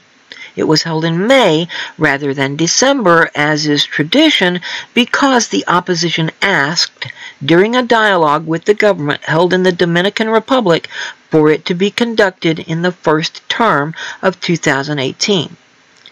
Number 3. In Venezuela, voting is a right but not compulsory. Those who freely, although influenced by undemocratic political organizations that called for abstention, decided not to vote had every right to do so, but in no way does this delegitimize the electoral process, especially when this would imply disregarding the 9,389,056 people who decided to vote and exercised democratically their right to suffrage. Number 4. 16 political parties participated in the electoral contest, including governing PSUV and the MSV, Tupamaro, UPV, Podemos, PPT, ORA, MPAC, MEP, PCB, AP, MAS, COPEI, Esperanza por el Cambio, and UPP 89. In Venezuela, it is not compulsory that all political parties participate in electoral processes. It is their right to choose whether to participate or not. That's exactly why our system is democratic. The fact that 3 parties, AD, VP, and PJ, decided freely not to participate does not delegitimize the electoral process. 5. 6 candidates competed for presidency: Nicolás Maduro, Henry Falcón, Javier Bertucci, Reinaldo Quijada, Francisco Visconti Osorio, and Luis Alejandro Ratti. The last 2 later decided to withdraw. 6. Maduro won by a wide margin, obtaining 6,248,864 votes, that is 67.84%, followed by Henry Falcón with 1,927,958, or 20.93%, Javier Bertucci with 1,015,895, 10.82%, and Reinaldo Quijada, who obtained 36,246 votes, or 0.039% of the total. The difference between Maduro and Falcón was of 46.91 percentage points. 7. The electoral process was observed by about 150 people, including 14 electoral commissions from 8 countries, 2 technical electoral missions, 18 journalists from different parts of the world, 1 member of the European Parliament, and 1 technical electoral delegation from the Russian Electoral Center. 8. This election was carried out with the same electoral system used in the election for Venezuela's National Assembly in December 2015, in which the Venezuelan opposition won. This system is automated and audited before, during, and after the elections. The system guarantees the principle of, quote, one voter, one vote, end quote, because only fingerprints enable the voting machine, as well as guaranteeing secrecy of vote.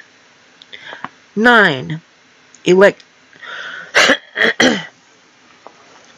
18 audits were carried out on the automated system. The representatives of Henry Falcón participated in all 18 and signed the minutes in which they state their conformity with the voting system.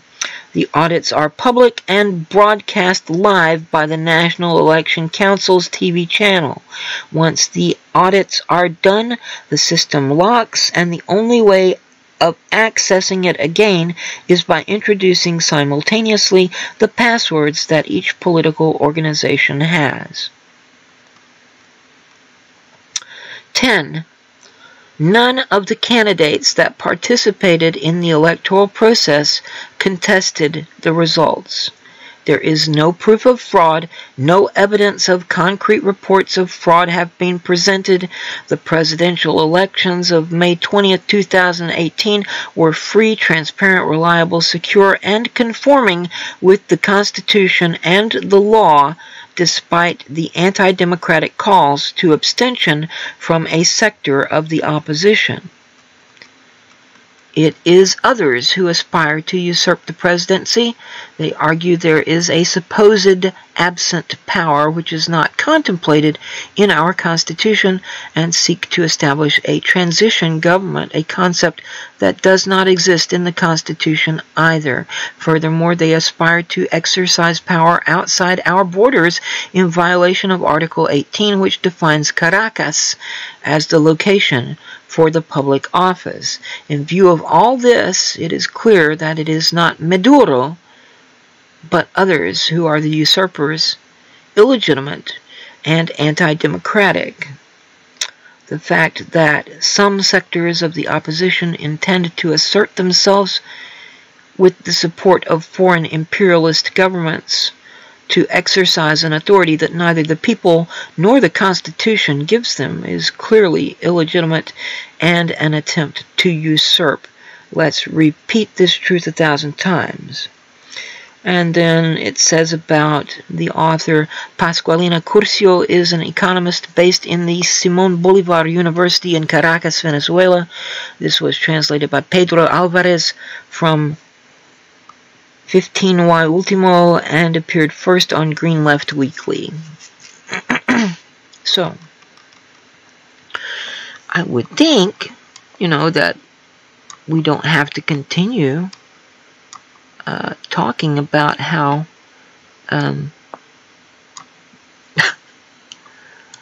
the claims of Mike Pence and Donald Trump and the Guaido faction are bullshit, but, people are intransigent and believe what they're told. So, we've talked a little bit about imperialism now, and we're going to move on to some environmental stuff, which will lead into a discussion of one of the presidential candidates in the United States. So this is from BeyondPesticides.org. It's from their daily news blog, and it was published on the 18th of January. I don't see an author's name. Yeah, I don't see, it's not attributed to any particular author or editor. It says, more documentation of EPA's failures in allowing use of Roundup as French court bans it. A new analysis by Charles Benbrook, PhD, published in the journal Environmental Sciences Europe, adds to the chronicle of the failures of the U.S. Environmental Protection Agency, or EPA, to protect human health from toxic pesticides, and in this subject instance from glyphosate. Meanwhile, a French court has pulled the license for a Roundup product, citing the French government's failure to protect public health.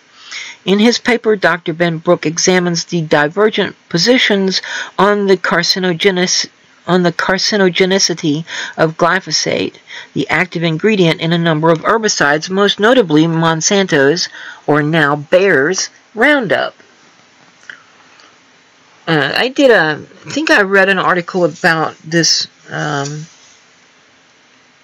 a while back on one of my shows, in which it seems that glyphosate itself is not carcinogenic, but when combined with other chemicals, it makes them even more carcinogenic than they would ordinarily be. And I'm not entirely sure that I read that in a show, but certainly there is a link in my Discord to the article in question. So those of you who are in my Discord can use the search feature and find it. It should come up under glyphosate. And I think the article was published by The Guardian, which, I mean, there's a mixed track record there, but anyway.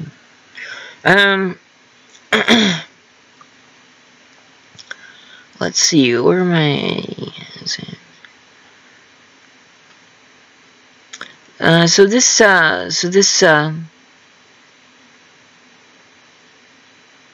was taken by the International Agency for Research on Cancer, IARC, and by EPA. The paper calls out EPA's handling of science related to the safety of glyphosate, suggesting that the agency has discounted evidence of the compound's association with genotoxicity, destructive effects on cellular genetic material that can cause mutations, which can result in cancer. Dr. Benbrook is an American agricultural economist, former executive director of the National Academy of Sciences Board on Agriculture, and former research professor at the Center for Sustaining Agriculture and Natural Resources at Washington State University. He has long studied pesticide use related to genetically engineered crops in the U.S., as well as their health impacts. See previous coverage by Beyond Pesticides here, and it gives a couple of links. Again, you will have access to this article if you want it later. Publication of this paper follows the August 2018 San Francisco County Superior Court landmark decision for plaintiff Dwayne Lee Johnson, a former school groundskeeper exposed regularly to Roundup in the course of his job duties, who was diagnosed with non-Hodgkin's lymphoma at age 42 and became terminally ill. The jury awarded Mr. Johnson $39 million in compensatory damages and $250 million in punitive damages in his suit against Monsanto, then maker of Roundup. The judge later cut the total $289 million figure to $78 million. The analysis also precedes the first scheduled federal trial about whether glyphosate compounds can cause cancer. Yeah, see, that was one that was something that was talked about in the article to which I was referring previously. That suit by California resident Edwin Hardeman, which will be heard in federal district court in San Francisco starting on February 25th, will be the first to go to a jury among more than 620 cases pending in federal litigation. Dr. Benbrook testified as an expert witness in Mr. Johnson's case and is expected to testify for the plaintiff in Mr. Hardeman's. Unsurprisingly, the defendant in the federal court case is seeking to have Dr. Benbrook's testimony excluded. The difference between the IARC and EPA positions on the carcinogenicity of glyphosate is this. In March 2015, IARC classified glyphosate as well as malathion and diazinon as, quote, probably carcinogenic to humans, end quote. Upon IARC's announcement, Beyond Pesticides called on EPA and the U.S. Department of Agriculture, or USDA, to stop the use of the herbicide given that ruling. EPA, on the other hand, continues to classify glyphosate as, quote, not likely to be carcinogenic to humans, end quote, despite scientific evidence. Okay, so the article goes on, actually for another page or so. And again, I will see to it that you can read the article for yourself later. But moving on to the next. This comes from Science News. It was published on the 14th of January. It's by Jeremy Rim. Desalination pours more toxic brine into the ocean than previously thought. Technology meant to help solve the world's growing water shortage is producing a salty environmental dilemma. Desalination facilities, which extract drinkable water from the ocean, discharge around 142 billion liters of extremely salty water called brine back into the environment every day, a study finds. That waste product of the desalination process can kill marine life and detrimentally alter the planet's oceans, researchers report January 14 in Science of the Total Environment.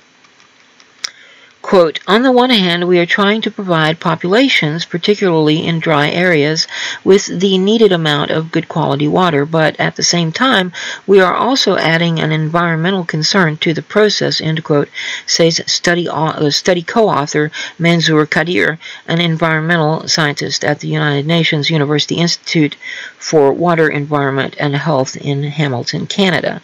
Between human population growth and climate change, water is becoming increasingly scarce, and gives a study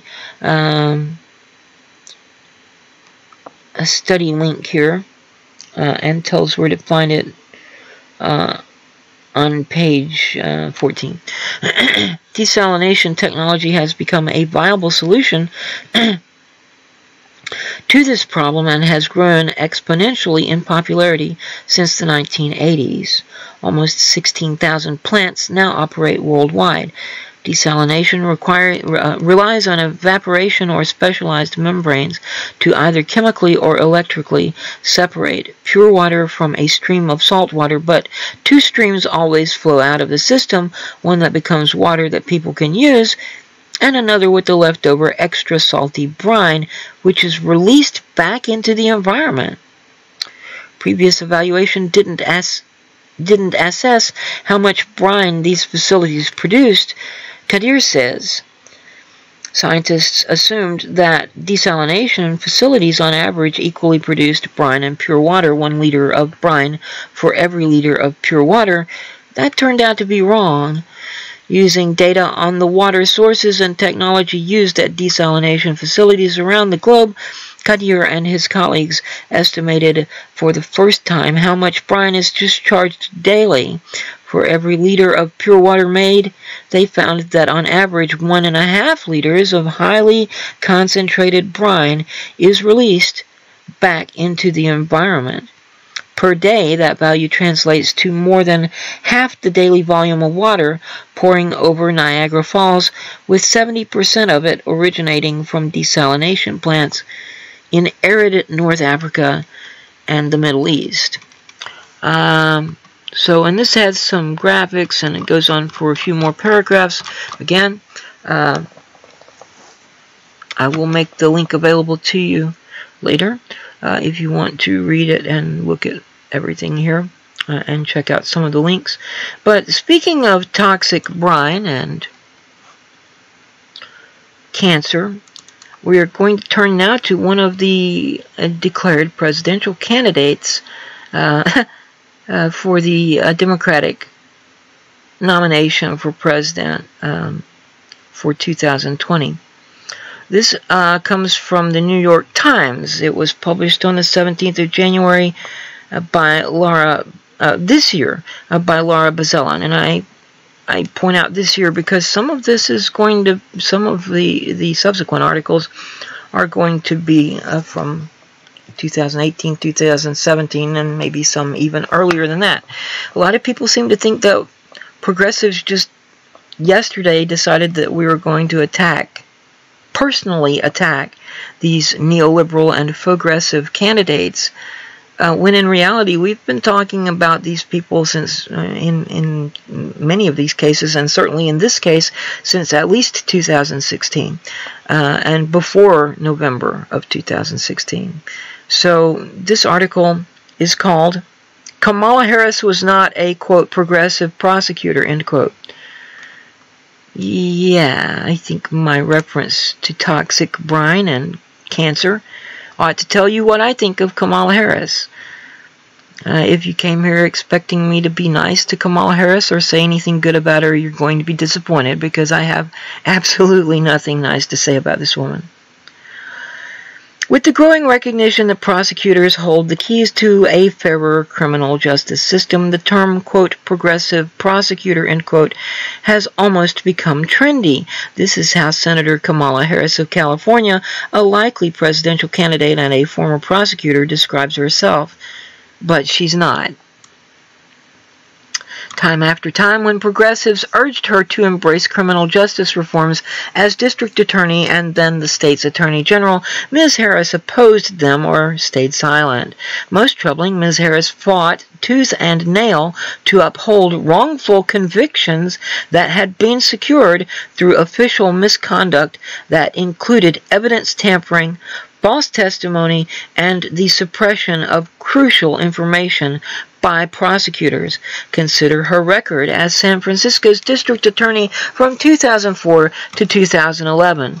Ms. Harris was criticized in 2010 for withholding information about a police laboratory technician who had been accused of, quote, intentionally sabotaging, end quote, her work and stealing drugs from the lab. After a memo surfaced showing that Ms. Harris's deputies knew about the technician's wrongdoing and recent conviction, but failed to alert defense lawyers, a judge condemned Ms. Harris's indifference to the systemic violation of the defendant's constitutional rights. Ms. Harris contested the ruling by arguing that the judge, whose husband was a defense attorney and had spoken publicly about the importance of disclosing evidence, had a conflict of interest. Ms. Harris lost. More than 600 cases handled by the corrupt technician were dismissed. Ms. Harris also championed state legislation under which parents whose children were found to be habitually truant in elementary school could be prosecuted despite concerns that it would disproportionately affect low-income people of color. Ms. Harris was similarly regressive as the state's attorney general. When a federal judge in Orange County ruled that the death penalty was unconstitutional in 2014, Ms. Harris appealed. In a public statement, she made the bizarre argument that this decision, quote, undermines important protections that our courts provide to defendants. End quote. The approximately 740 men and women awaiting execution in California might disagree. In 2014, she declined to take a position on Proposition 47, a ballot initiative approved by voters that reduced certain low-level felonies to misdemeanors. She laughed that year when a reporter asked if she would support the legalization of marijuana for recreational use. Ms. Harris finally reversed course in 2018, long after public opinion had shifted on the topic. In 2015, she opposed a bill requiring her office to investigate shootings involving officers, and she refused to support statewide standards regulating the use of body-worn cameras by police officers. For this, she incurred criticism from an array of left-leaning reformers, including Democratic state senators, the ACLU, and San Francisco's elected public defender. The activist Felicia Jones, who had supported Ms. Harris for years, asked, quote, how any more people need to die? Must be a missing M here. How many more people need to die before she steps in? End quote. Worst of all, though, is Ms. Harris's record in wrongful conviction cases. Consider George Gage, an electrician with no criminal record who was charged in 1999 with sexually abusing his stepdaughter, who reported the allegations years later. The case largely hinged on the stepdaughter's testimony, and Mr. Gage was convicted. Afterward, the judge discovered that the prosecutor had unlawfully held back potentially exculpatory evidence, including medical reports indicating that the stepdaughter had been repeatedly untruthful with law enforcement. Her mother even described her as, quote, a pathological liar, quote, end quote, who, quote, who lives her lies, end quote. In 2015, when the case reached the United States Court of Appeals for the Ninth Circuit in San Francisco, Ms. Harris's prosecutors defended the conviction. They pointed out that Mr. Gage, while forced to act as his own lawyer, had not properly raised the legal issue in the lower court as the law required. The appellate judges acknowledged this impediment and sent the case to mediation, a clear signal for Ms. Harris to dismiss the case. When she refused to budge, the court upheld the conviction on that technicality. Mr. Gage is still in prison serving a 70-year sentence. That case is not an outlier. Ms. Harris also fought to keep Daniel Larson in prison on a 28-year to life sentence for possession of a concealed weapon, even though his trial lawyer was incompetent and there was compelling evidence of his innocence. Relying on a technicality again, Ms. Harris argued that Mr. Larson failed to raise his legal arguments in a timely fashion. This time she lost. She also defended Johnny Baca's conviction for murder, even though judges found a prosecutor presented false testimony at the trial. She relented only after a video of the oral argument received national attention and embarrassed her office. And then there's Kevin Cooper, the death row inmate whose trial was infected by racism and corruption. He sought advanced DNA testing to prove his innocence, but Ms. Harris opposed it. After the New York Times expose of the case went viral, she reversed her position. All this is a shame because the state's top prosecutor has the power and the imperative to seek justice. In cases of tainted convictions, that means conceding error and overturning them. Rather than fulfilling that obligation, Ms. Harris turned legal technicalities into weapons so she could cement injustices. In The Truths We Hold, Ms. Harris's recently published memoir, she writes, quote, "America has a deep and dark history of people using the power of the prosecutor as an instrument of injustice," end quote. She adds, quote, "I know this history well, of innocent men framed, of charges brought against people without sufficient evidence, of prosecutors hiding information that would exonerate defendants, of the disproportionate application of the law," end quote. All too often, she was on the wrong side of that history. It is true that politicians must make concessions to get the support of key interest groups. The fierce collective opposition of law enforcement and local district attorney associations can be hard to overcome at the ballot box, but in her career, Ms. Harris did not barter or trade to get the support of more conservative law and order types. She gave it all away.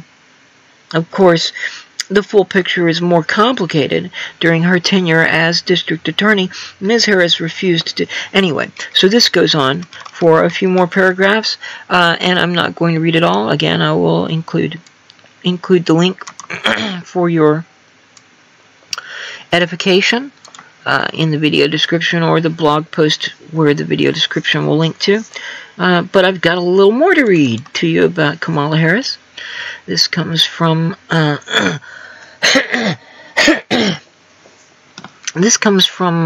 Reason.com. This was published on the 12th of January 2018. Kamala Harris, no friend to criminal justice reform. She didn't push for reform when she had the opportunity as district attorney and as attorney general. This is by Ed Krajewski or Krajewski. I'm not sure. Senator Kamala Harris, Democrat of California, was named to the Senate Judiciary Committee this week. Harris has occasionally supported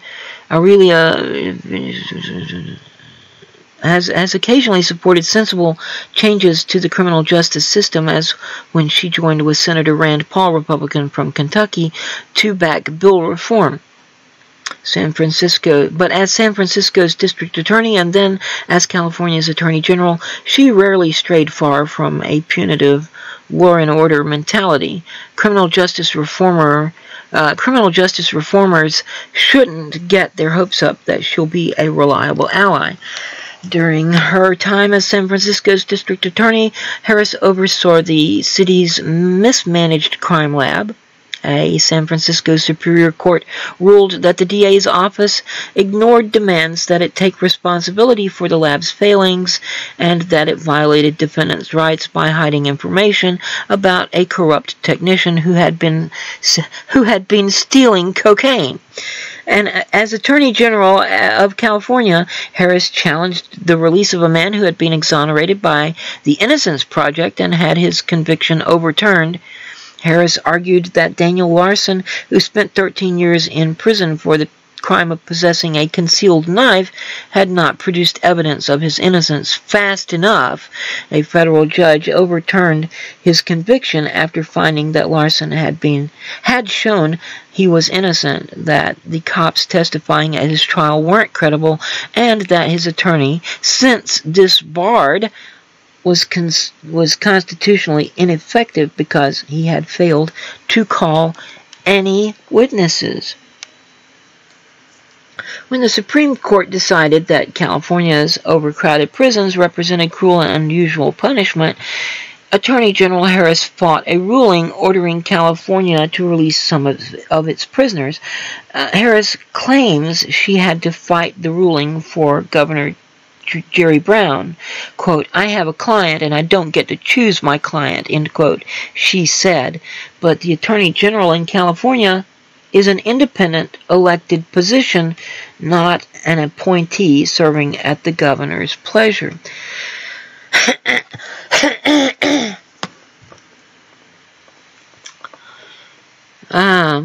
She also refused to endorse sentencing reform measures on the ballot in 2012 and 2014, saying she couldn't do so because she was responsible for producing an official explanation of the measures. John Vandekamp, a Democrat who served as Attorney General from 1983 to 1991, told the New York Times Magazine that her explanation was baloney. No statute prohibits attorneys general from endorsing ballot measures, and DeCamp himself endorsed 3 separate 1990 ballot measures while he held the office. So anyway, this article also goes on for a few more paragraphs, two or three, maybe 4 more paragraphs, and again, I will include the link for your perusal later. And I have yet more. Yet more about Kamala Harris.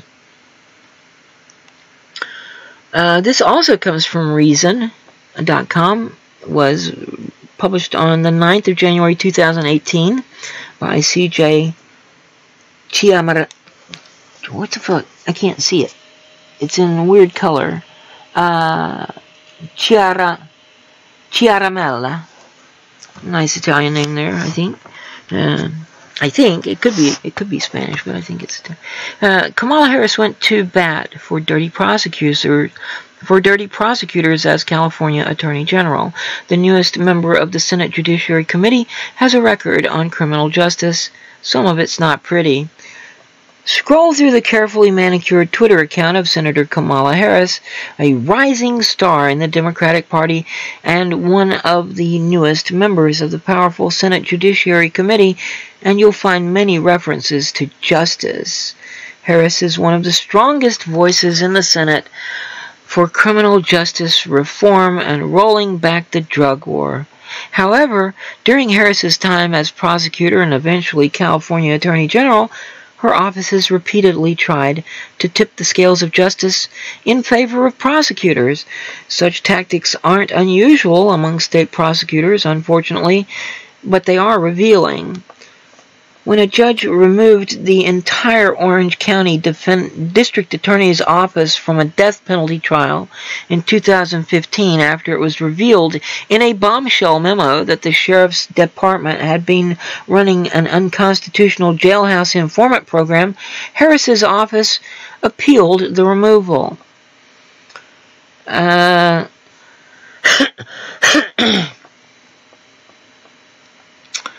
The California Attorney General's office said in a statement, quote, "The Attorney General believes the findings of the court regarding the discovery violations in this case are serious and demand further investigation, but as the court found, there is no direct evidence that the district attorney actively participated in the concealment of this information from the defense and the court, end quote. In 2015, the California Attorney General did announce it was conducting an investigation. I wish they didn't have this orange kind of link color because it makes things rather a strain on the eyes.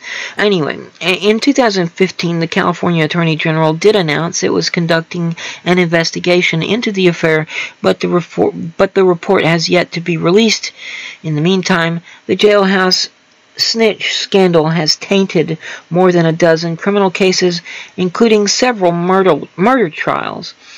Harris's record as San Francisco DA has similar instances. In 2010, a California Superior Court judge excoriated Harris's office for failing to notify defense lawyers of known misconduct by a drug lab technician that later led the San Francisco police to shut down an entire section of the lab. Okay, and so this goes on for several more paragraphs, and again, yeah. By all means, please do check this out when I provide the link for you later. But wait, there's more. This comes from Medium. It's published by Charlie Peach on the 23rd of June, 2018. Kamala Harris's career as AG was built on truancy and separation of black children and families. Hashtag separating families. To say that I'm angered would be an understatement. To say that I have hope that my people will wake up from this con game being played against us would be a lie. It was gut-wrenching watching Kamala boldly protesting the separation of refugee children and families and all of her concerns about the incarceration of women and its economic effects. Yet as district attorney, she successfully championed a statewide version of an anti-truancy law that she had put in place in San Francisco, a law that threatened parents of chronically truant children with as much as a $2,000 fine and a year in jail.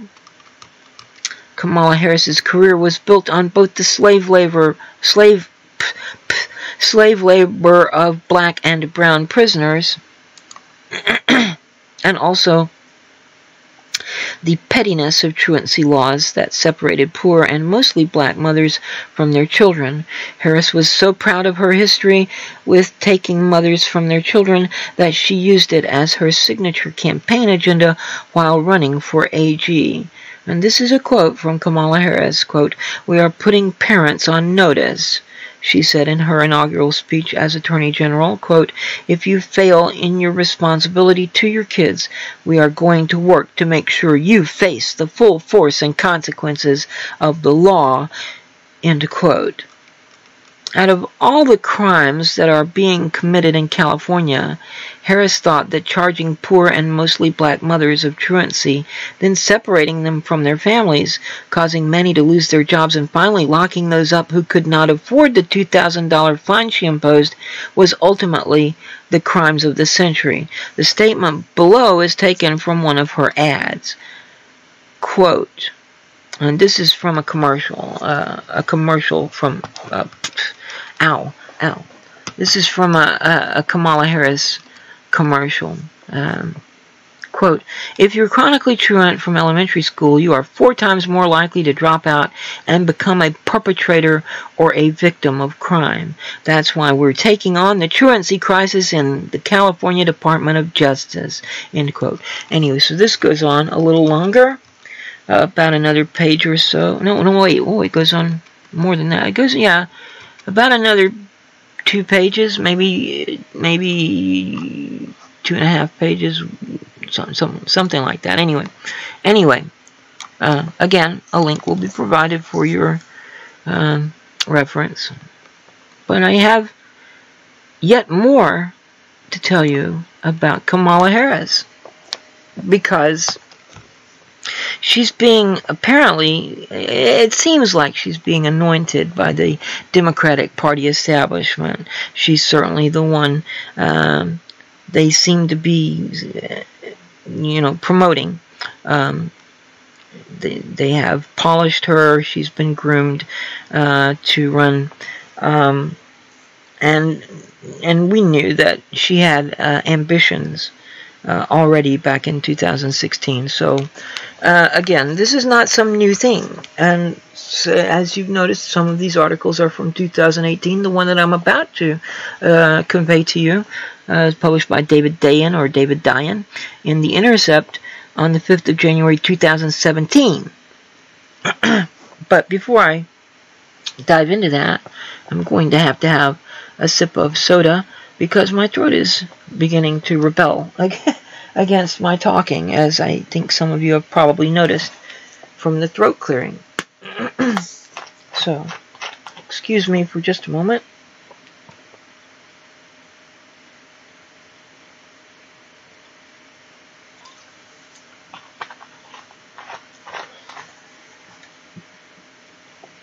Oh.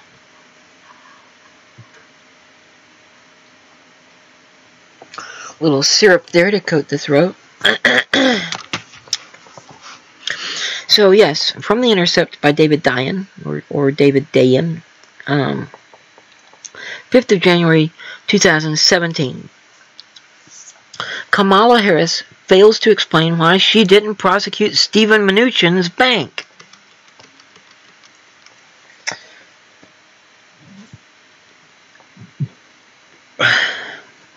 Former California Attorney General Kamala Harris on Wednesday vaguely acknowledged The Intercept's report about her declining to prosecute Steven Mnuchin. Steven Mnuchin's One West Bank for foreclosure violations in 2013, but offered no explanation. She said in response to questions from The Hill shortly after being sworn in as California's newest U.S. Senator, quote, "It's a decision my office made. We went and we followed the facts and the evidence, and it's a decision my office made. We pursued it just like any other case. We go and we take a case wherever the facts lead us," end quote. Mnuchin is Donald Trump's nominee to run the Treasury Department, is now in charge of the Treasury Department, and served as CEO of One West from 2009 to 2015. In an internal memo published on Tuesday by The Intercept, prosecutors at the California Attorney General's office said they had found over 1,000 violations of foreclosure laws by his bank during that time and predicted that further investigation would uncover many thousands more.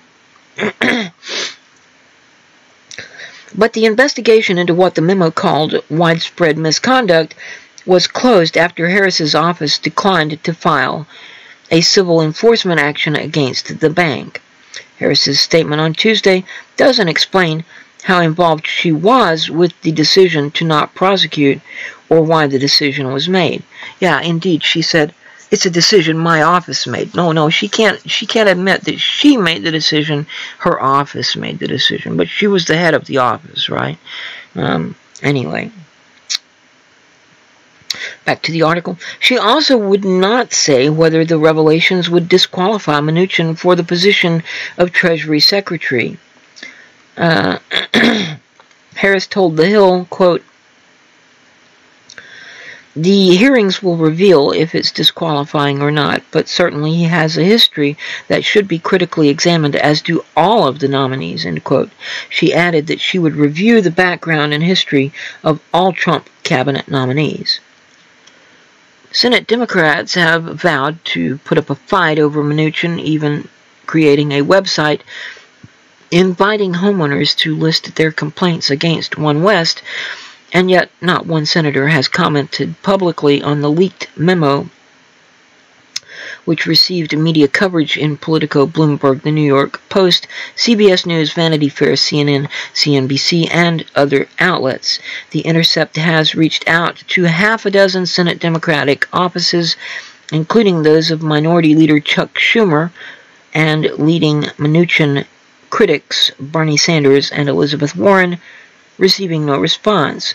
Senator Tammy Baldwin, Democrat from Wisconsin, retweeted the story, as did the Twitter account of the Democratic National Committee, but another DNC tweet just hours later hinted at the bind Democrats are in when it comes to using the information against Mnuchin. That tweet praised Harris's swearing in. Her decision not to prosecute may make her new colleagues wary of pursuing it.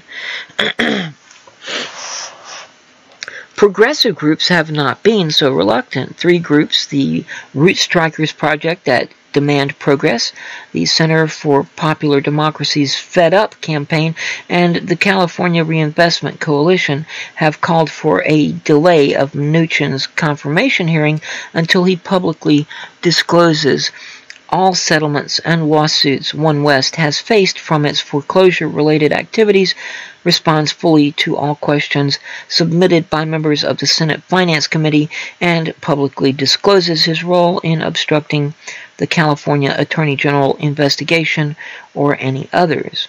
I like that the Center for Popular Democracy's Fed Up campaign. Fed Up campaign. That's a cool name. I like that. It reminds me of the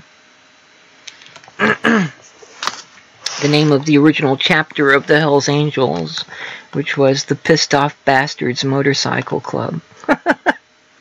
Anyway, so the California Reinvestment Coalition followed that up on Thursday by asking One West to release the obstructed evidence which involved loan files held by a third party, then known as Lender Processing Services. It's now... Okay, so I'm getting notifications here that Jimmy Dore is going live with Solid Chatter Day, which I would like to watch, and I'm sure some of you are subscribers of Jimmy Dore as well. But I'm going to finish up my show before I go over there, and I hope that some of you will stick around. If you are patrons of Jimmy Dore, the audio and video of his Solid Chatter Day will be available to you later, so you can check it out later. Certainly my show will be up later, assuming it survives the processing process at YouTube. So if you want to go, okay, but... So the California Reinvestment Coalition followed that up on Thursday by asking One West to release the obstructed evidence which involved loan files held by a third party, then known as Lender Processing Services. It's now called Black Knight Financial Services. Paulina Gonzalez, Executive Director of the California Reinvestment Coalition, said, quote, "That's something the Senate Finance Committee should ask him for prior to scheduling their hearing with him." Mnuchin, end quote. Mnuchin has already declined to answer a detailed list of questions. Anyway, so let's see. I want to see if this article mentions...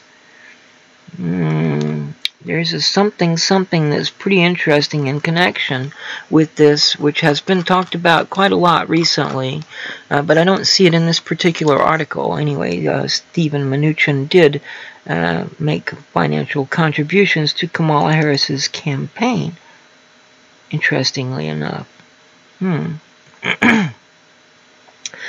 And I'm not going to read the rest of that article. There is an article here from Paste Magazine that was published on November 8th, 2018. Kamala Harris is effectively draining money from Stacey Abrams. Is by Jacob Windling. And it says, let's see here. Siri, please show me the perfect metaphor for how national Democrats deliberately cannibalize progressive causes in order to serve their own financial ends. Stacey Abrams could still win or force a runoff despite her Republican opponent's rampant voter suppression. Donate here to make sure, blah, blah, blah. This is from November, so... Seems harmless, right? She's trying to raise money for a candidate whose election is being stolen in front of our very eyes. Kamala Harris is helping, right? Wrong. Read the fine print on the link that Harris shared in her tweet. Note, your contribution will be divided evenly between Stacey Abrams and Kamala Harris. Click here to allocate amounts differently. Why didn't Kamala Harris just share the ActBlue link that Stacey Abrams created? All that money goes to Abrams, who needs every last cent to fight Brian Kemp's authoritarianism. Why create a new donation link to help fight voter suppression in Georgia, where half of the donations go into the pocket of a California politician? The obvious reason why Harris would create her own ActBlue link instead of sharing Abrams's is that she wants to use the widespread passion about this race to make money for herself. It sounds awful, but if you have a more logical reason why Harris didn't just share Abrams's existing donation link, I'm all ears. This is why progressive outlets like Paste spend so much time raging against the Democratic establishment. They have demonstrated time and time again that they really do not care about liberal causes, and they only serve as a means to further enrich themselves and their corrupt friends. Alright, so that's that article in its entirety. I mean, there are some links there if you want to go check them out. And again, I'll make that available to you. And guess what? There's still more about Kamala Harris. This one is from 2015. 2015, babies. This is May the 5th, 2015, published in Blade, America's LGBT news source. It's by Chris Johnson. Harris seeks to block gender reassignment for trans inmates. California Attorney General Kamala Harris late Monday made a new request on behalf of her state to halt a district court ruling in favor of gender reassignment surgery for transgender inmates. In a 29... Oh my goodness, there's all kinds of stuff happening today. In a 29-page request before the U.S. Ninth Circuit Court of Appeals, Harris and other state attorneys call on the appeals court to stay the procedure for Michelle Lyle Norsworthy, who's incarcerated at Mule Creek State Prison in Ione, California for second-degree murder. The request states, quote, "There is no evidence that irreversible treatment is immediately necessary before this appeal can be heard and the factual record can be fully developed in a proceeding on remand. On the other hand, the record demonstrates that the defendants will be irreparably injured if the district court's order stands and surgery goes forward because the case will effectively become moot, precluding appellate review," end quote. Last month, U.S. District Judge John Tigar ordered the California Department of Corrections and Rehabilitation to grant Norsworthy the procedure on the basis that withholding it constituted cruel and unusual punishment under the 8th Amendment of the U.S. Constitution. In addition to filing a notice of appeal, Harris requested a stay with the district court to halt the order as the litigation continues, but Tigar denied the request. In the aftermath of the judge's refusal, Harris is now taking up the matter of a stay with the Ninth Circuit. It remains to be seen whether the action will be politically harmful for Harris, who has a reputation for being a champion of LGBT rights, as she seeks the Democratic nomination to become the next U.S. Senator for California in the 2016 election. A Harris spokesperson referred comment to the governor's office and the California Department of Corrections and Rehabilitation. The agency had no additional comment.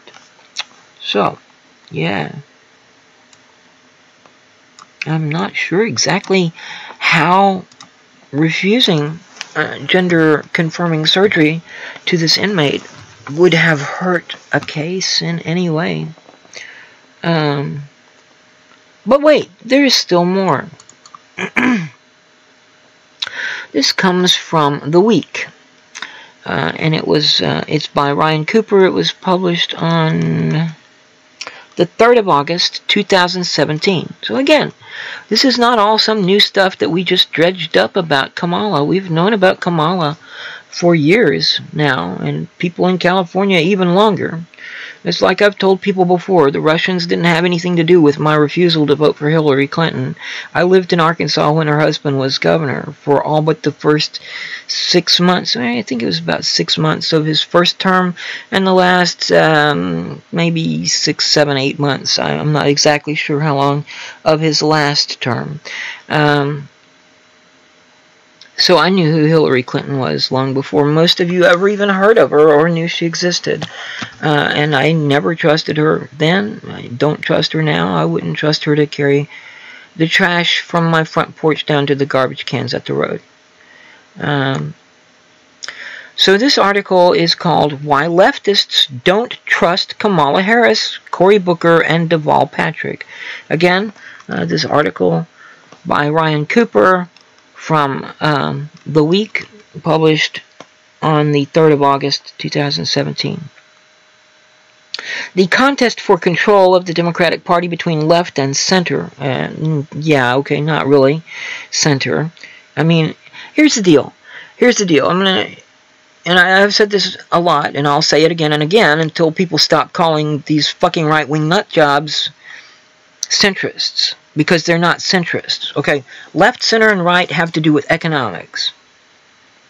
What happened when these clowns started calling themselves centrists during the late 80s, early 90s, people who gathered around Bill Clinton to promote him as in his presidential campaign in 1992. Tony Coelho in the late 80s. Even earlier than that, but they weren't calling themselves centrists at the time, in the mid-70s. The original New Democrats came into existence promoting neoliberalism. Here's the deal. What they have done is they have taken what has sometimes been called fiscal conservatism, which is just a euphemism for right-wing economics, and mixed it with social liberalism, or at least lip service to socially liberal ideals. And because they think they're mixing a type of conservatism with a type of liberalism, they're claiming that they're centrists. No, that's not how it works. We're talking about two fucking different dimensions here. Social liberalism has to do with attitudes toward change in society and or culture. Fiscal conservatism isn't conservatism. It's right-wing economics. It's about economics. Okay, now, as I said earlier, there is maybe some intersection between economic and social concerns. There may be some parallel. They may come close to one, and I don't know exactly how to describe it. It's hard to visualize whenever you start talking about these things in terms of graphic representation of dimensions. I mean, I would need to, as I've said before, I would probably have to tessellate non-Euclidean. I would probably have to tessellate Euclidean space and project Platonic solid into 4 or 5 dimensions in order to get a clear handle on this, and then even then I still might not be able to quite wrap my head around it. But anyway, economics is one dimension. Attitudes toward change in society and or culture are actually 2 different dimensions there, because culture and society are not the same thing, even though they are very, very much parallel. And certainly, but the thing is, I'm not going to go into the differences here because I've talked about them before, and there's no point in rehashing that. But as far as economics and society, which is what we're primarily concerned with here, social liberalism, to talk about things like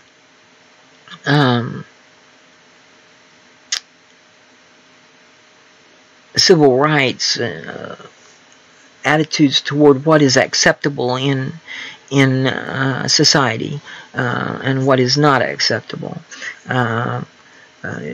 So you have things like gay marriage. You have things like a woman's right to choose. You have things like freedom to look at pornography. You have things like not having to wear a burqa or a dress that comes down and covers your ankles because heaven forbid anyone should see your, your thigh, or, don't wear a bikini to the beach. And these kind of things, these are attitudes toward change in society, and people's attitudes change over time, and ideally should broaden and expand to allow for more individual expression and freedom and so forth.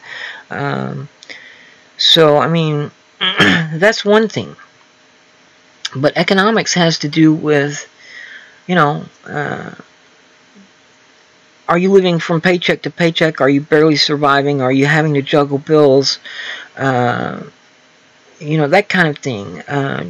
Can you afford your medication? Can you afford to go to the doctor? If you have an auto crisis, can you afford to get your car fixed? And if you can't, then do you lose your job? And do you have sufficient security and savings to enable you to go on strike for better pay and working conditions? And these kinds of things are economic, not social. So to talk about blending social liberalism with so-called fiscal conservatism, and then calling what you've come up with centrism, no, it's bullshit, because you're still right-wing. You're still right-wing, not centrist, and certainly not leftist. So talking about a contest for control of the Democratic Party between left and center is bullshit, because there is no such contest. The people that are calling themselves centrists are extreme right-wing nuts. That's what they are. Because they've embraced neoliberalism, which is a type of corporatism, which is extreme right-wing. It's the sibling of fascism, people. And if anybody out there thinks that fascism is socialist or leftist, fuck off. I'm not even going to go over that shit with you here, except to say the fascists arrested labor union members, they arrested socialists, they arrested communists, shipped them off to camps, had them worked to death or executed, or nothing leftist about Nazism or any other type of fascism. Grow the fuck up. Or do you think that the Democratic Party is democratic when it's a top-down corporation run from the Democratic National Committee and not by the people in the party? Is the Democratic People's Republic of Korea democratic? If I tell you my name is Mary, okay, I'm going to tell you right now, I'm Mary Queen of Scots. Are you going to start addressing me as your Royal Majesty? No. You can claim to be anything you want. Just because you say it doesn't make it true. So just because it said National Socialist in the name of the party doesn't mean they were socialists. Grow up, fucking figure out what words mean and stop misusing them. And don't fall for rhetoric. It's just an advertising gimmick. That's it. So anyway, there is a contest, supposedly, for control of the Democratic Party. And this is from August of 2017. The contest ain't quite as contested these days as it was, because I think a lot of people have figured out, I hope a lot of people have figured out, that the Democratic Party will never be reformed or taken over by grassroots activism. They took steps to prevent that 46 years ago in 1973 when they revised their charter and bylaws. They didn't stop there. In 1982 they voted to implement the superdelegate system, and in 1984 when it was ready they actually did implement it. In 2017 they purged progressives from leadership positions throughout the Democratic Party and replaced them with establishment sycophants. 2018 they had all this bullshit about a loyalty oath and having to identify as a Democrat, and allowing the Democratic National Committee chairperson to refuse to let someone run on the Democratic Party ticket if he or she doesn't approve of them for whatever reason. So, I mean, words do have meanings, and you don't get to just use them for whatever you want. But Machiavelli pointed out several hundred years ago that people, the great majority of people are more influenced by things which seem to be than by things which are. They are fooled by appearance. and pay more attention to appearance than to reality. And this is certainly true. I mean, there are still people who think that the Democratic Party in the United States is the left, and it never was a leftist party. It's not even part of the left. It's certainly not the left. But because rhetoric, partisan rhetoric, describes the Democratic Party as the left, there are people who actually buy that the Democratic Party is the left in the United States. And it's not. It's just as extreme right as the Republican Party. Anyway, so back to the article. The latest battleground is over a handful of minority Democrats being groomed by the centrist, by the establishment. I'm just going to omit, whenever they say centrist in here, I'm just going to say establishment. But it does say by the centrist establishment here. So I'm just going to say by the establishment to run for office. Senator Kamala Harris, Democrat from California, Senator Cory Booker, Democrat from New Jersey, and former Massachusetts Governor Deval Patrick. If the establishment wants to win over a suspicious left, they can start by clearly explaining their policy orientation, particularly in areas where they might have fallen short by the supposed standards of the modern Democratic Party, which all three of the above candidates have done in various ways. If they want to deepen divisions, they can use cynical accusations of bigotry to try to beat back any leftist challenger. Let's take each in turn. The former Attorney General of California, Harris, is mistrusted by the left mostly because of her roots as a prosecutor.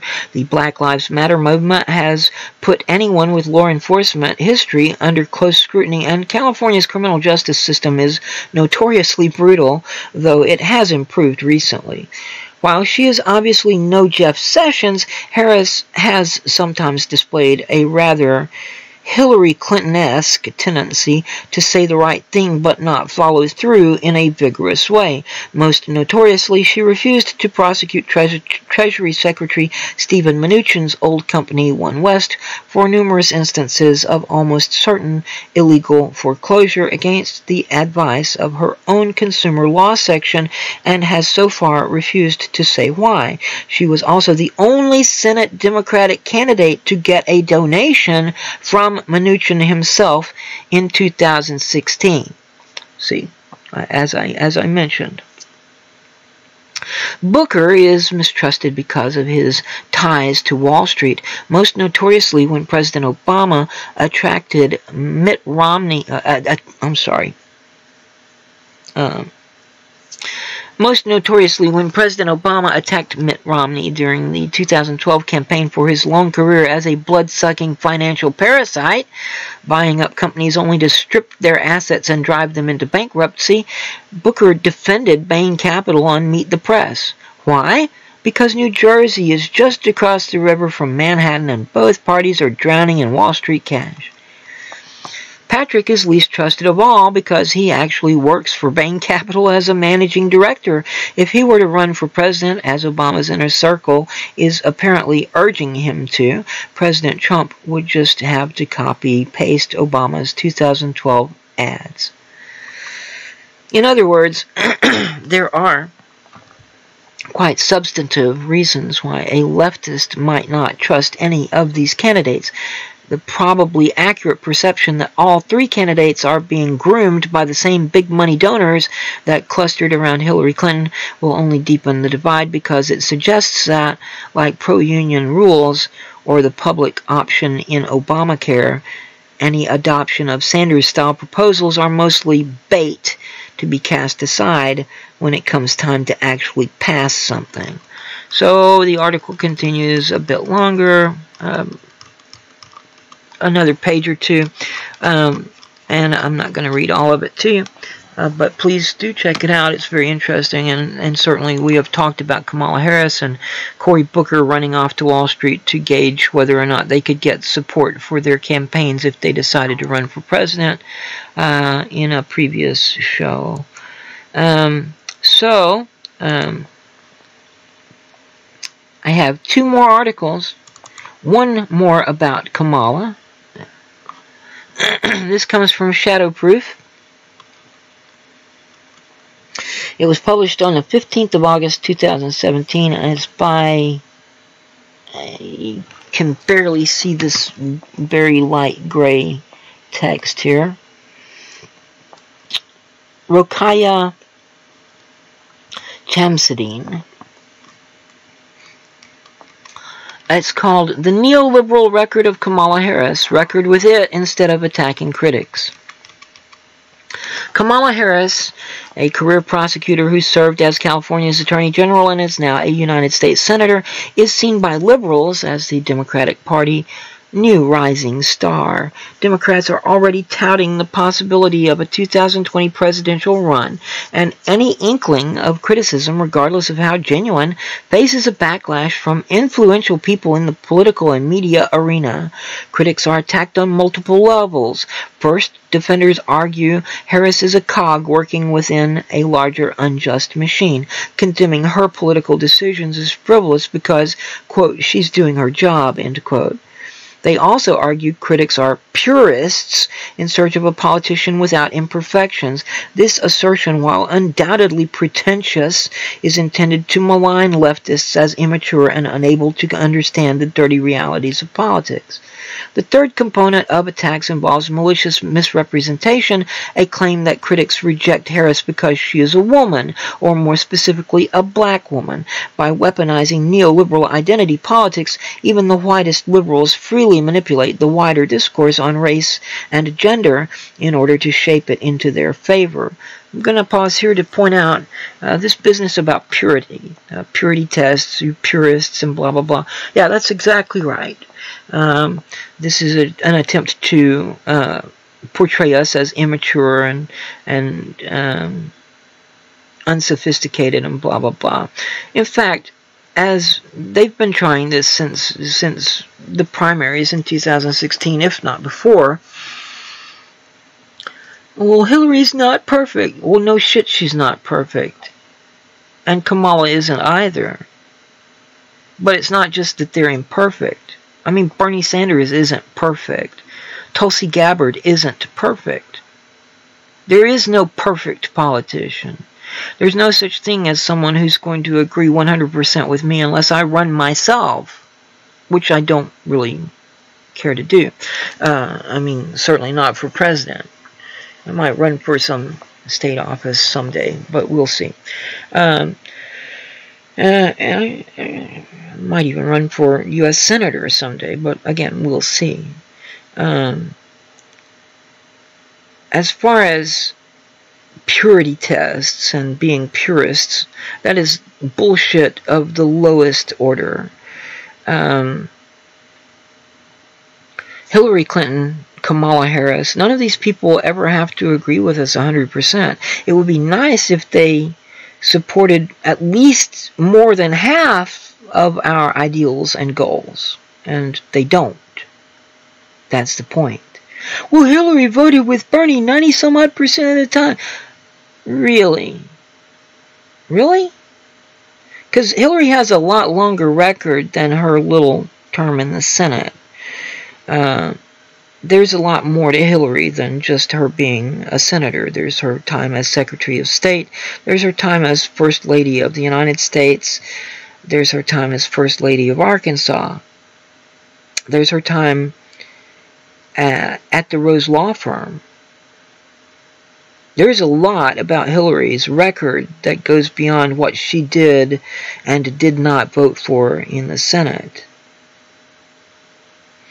And it's also worth noting that the places where Hillary and Bernie voted differently are pretty important. We're talking about voting for the Patriot Act, voting for the Iraq War, not the Patriot Act, but voting for the things that she supported are things that are deal breakers. They're not things that, I mean, we compiled examples back in 2016 of what exactly these differences were. Oh, but 95% of the time, or whatever she voted with, so fucking what? What were these votes? To condemn some terrorist act or to, you know, a resolution that we support the, you know, the Thanksgiving holiday this year, or bullshit, meaningless gestures that have nothing to do with reality. I mean, I remember back in the 1980s when the Republicans were shitting themselves trying to talk up a constitutional amendment to protect the flag. These are just things that they do to avoid having to deal with actual issues the people face. Alright? Who gives a fuck? It's a piece of cloth. It's pretty, yeah, okay, maybe it's pretty. Symbolic, okay. Are we going to turn it into an idol now? Because that's what you'd be doing. We have freedom of expression in this country. It's a guaranteed right under the First Amendment. I might not approve of someone burning the flag or carrying garbage in it, as was shown in, I think it was a Newsweek article in the 1980s. There were people that were carrying garbage in an American flag, and oh, the conservatives just pissed themselves over that. We've got to have an amendment to protect the flag. Why? Why? What exactly is that going to accomplish? Why were we, you know, I mean, I don't know that we were actually required to do it, but it certainly seemed like we were required when I was in elementary school to stand at the beginning of the day and say the Pledge of Allegiance to the flag of the United States of America and the flag of the state of Texas. But we never actually had to recite those words, as far as I know. I mean, certainly there were people who didn't. In later years in elementary school, when we figured out that we didn't have to say this, there were people who didn't put their hands over their hearts. There might have even been some people who didn't stand up. I don't remember. I mean, we're talking about the 1970s here. It's been a few years. Are we trying to inculcate some kind of unthinking devotion? I mean, mine is not to reason why, mine is but to do or die. Is that what you want? You want to encourage authoritarianism and blind obedience? Make the American flag stand for something worth respecting, and maybe people won't be carrying their garbage in it and burning it. But making a constitutional amendment to take away a freedom? No, I don't believe the Constitution should ever be amended to decrease liberty. I think it should only be amended to increase liberty. Or I should say rather, to recognize additional liberties. Because I don't think that, I don't believe that the government bestows rights and liberties on people. I think we have liberties and rights, and they either recognize them or they don't. And I'm not saying that these are God-given rights or any bullshit like that.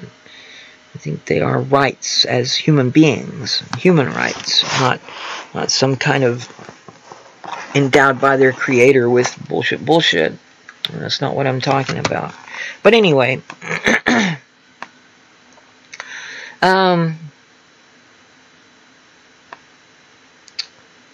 yeah, these kind of things that just distract from real issues in order to make the people feel good or whatever.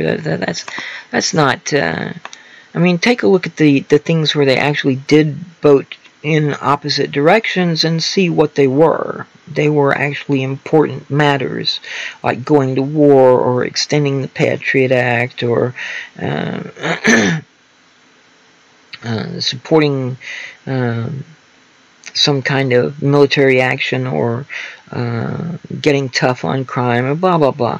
There's all kinds of shit there. So it's not just a matter of agreeing on a lot of mostly meaningless superficial crap. It's a matter of supporting actual progressive and leftist ideals. If you don't, Hillary Clinton, then you're not going to get our support You're not going to get our campaign contributions. We're not going to campaign for you, and we're not going to vote for you. Well, you get Trump again. No, no. If you give us Kamala Harris, you'll get Trump again. Because we told you in 2016, Bernie or bust. You didn't believe us. We said, okay, well, Bernie or Jill. You still didn't believe us. You told us you didn't need us. How'd that work out for you? You got Trump. You got Trump. Not us. You. So we're telling you again, in 2020, progressive or bust. You either nominate an authentic modern progressive, not one of these progressive opportunists like Kamala Harris or Cory Booker or Elizabeth Warren, but an actual, real, authentic progressive.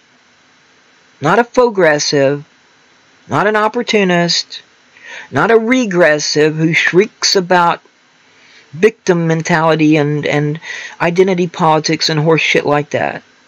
But a modern progressive. You know, in the vein of Teddy Roosevelt, Franklin Roosevelt, Henry Wallace, George McGovern, Bernie Sanders, Jill Stein. Someone like that. You nominate someone like that, and yeah, you're going to win, and Trump will be out of office, and then you'll all be happy again, right? Oh, wait, no, you won't, because you want a neoliberal establishment type. You don't give a fuck about progressive or leftist ideals, so stop pretending. Anyway, tell me about purity tests some other time, assholes.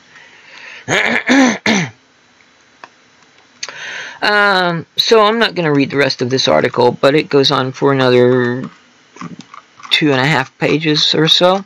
But yeah, go please check it out later when I include it in the video description or in the blog post. Oh, hi, Steve. I just happened to notice the chat. Nobody's been saying anything, but I don't know what the point was that you were commenting on. So I have one final article. Oh no, wait. I'm good. Yeah, I've got two. Oh, sorry. I do have two final articles. This next one is from... Where the heck is this? Oh, this is from Jacobin magazine by Branko Marcetic. And it was published... I'm not really sure when this was published. 2017, August. Kamala Harris, the two faces of Kamala Harris. Kamala Harris has, again, remind you of Hillary Clinton, public and private position. Kamala Harris has matched every one of her progressive achievements with conservative ones.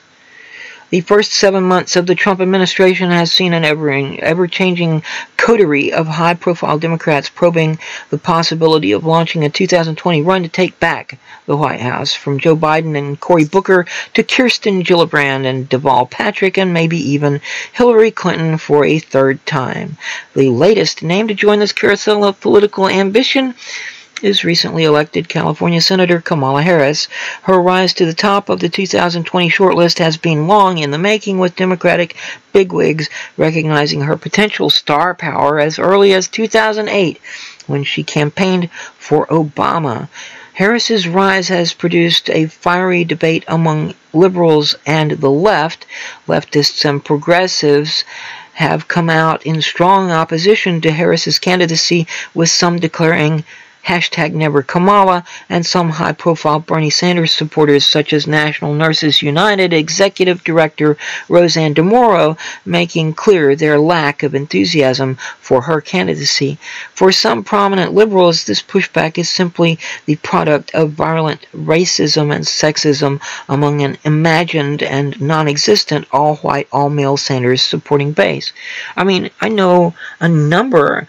Some of the when I was okay, so the community that I own now on Google Plus, one of the communities I own on Google Plus, Progressive Fire, was originally called Bernie Sanders for President 2016.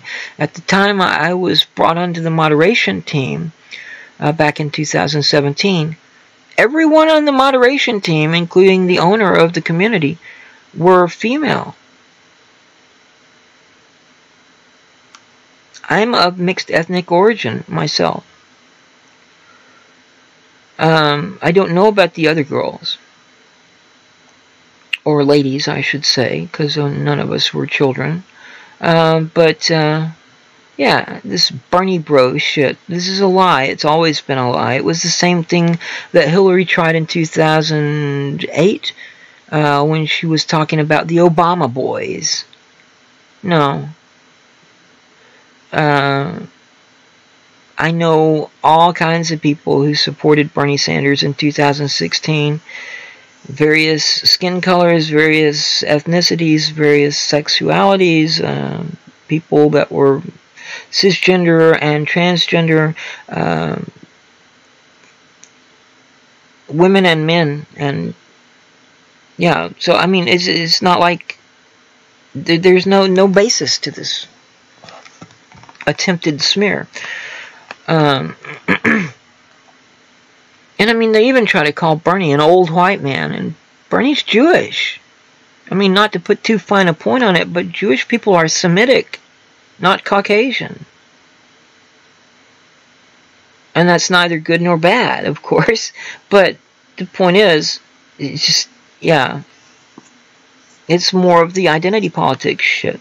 Anyway, while most Harris-supporting liberals wouldn't go this far, there is deep suspicion among some Democrats that opposition to Harris is motivated by similarly less than noble motives, namely that it's part of a project of poisoning the well for any potential challengers of a Bernie Sanders or Sanders-like candidacy in 2020. In truth, there is much about Harris's long record as a public prosecutor in California, the vast bulk of her career, that is up for legitimate criticism by any prospective 2020 Democratic voters. I mean, I've been over these. Throughout her career, Harris has been called the female Obama in reference to her race. This is lazy and arguably even racist, but the comparison is apt with reference to her politics. Harris has emulated the Obama approach, delivering a combination of some notable progressive victories and pleasant rhetoric, and a steadfast avoidance of structural change, paired in some cases with far from progressive policies. It goes in and tells her career has been laudatory at times. It gives where credit is due, blah, blah, blah. It talks about what she might have done that progressives or leftists might agree with. And then it goes into some detail about her being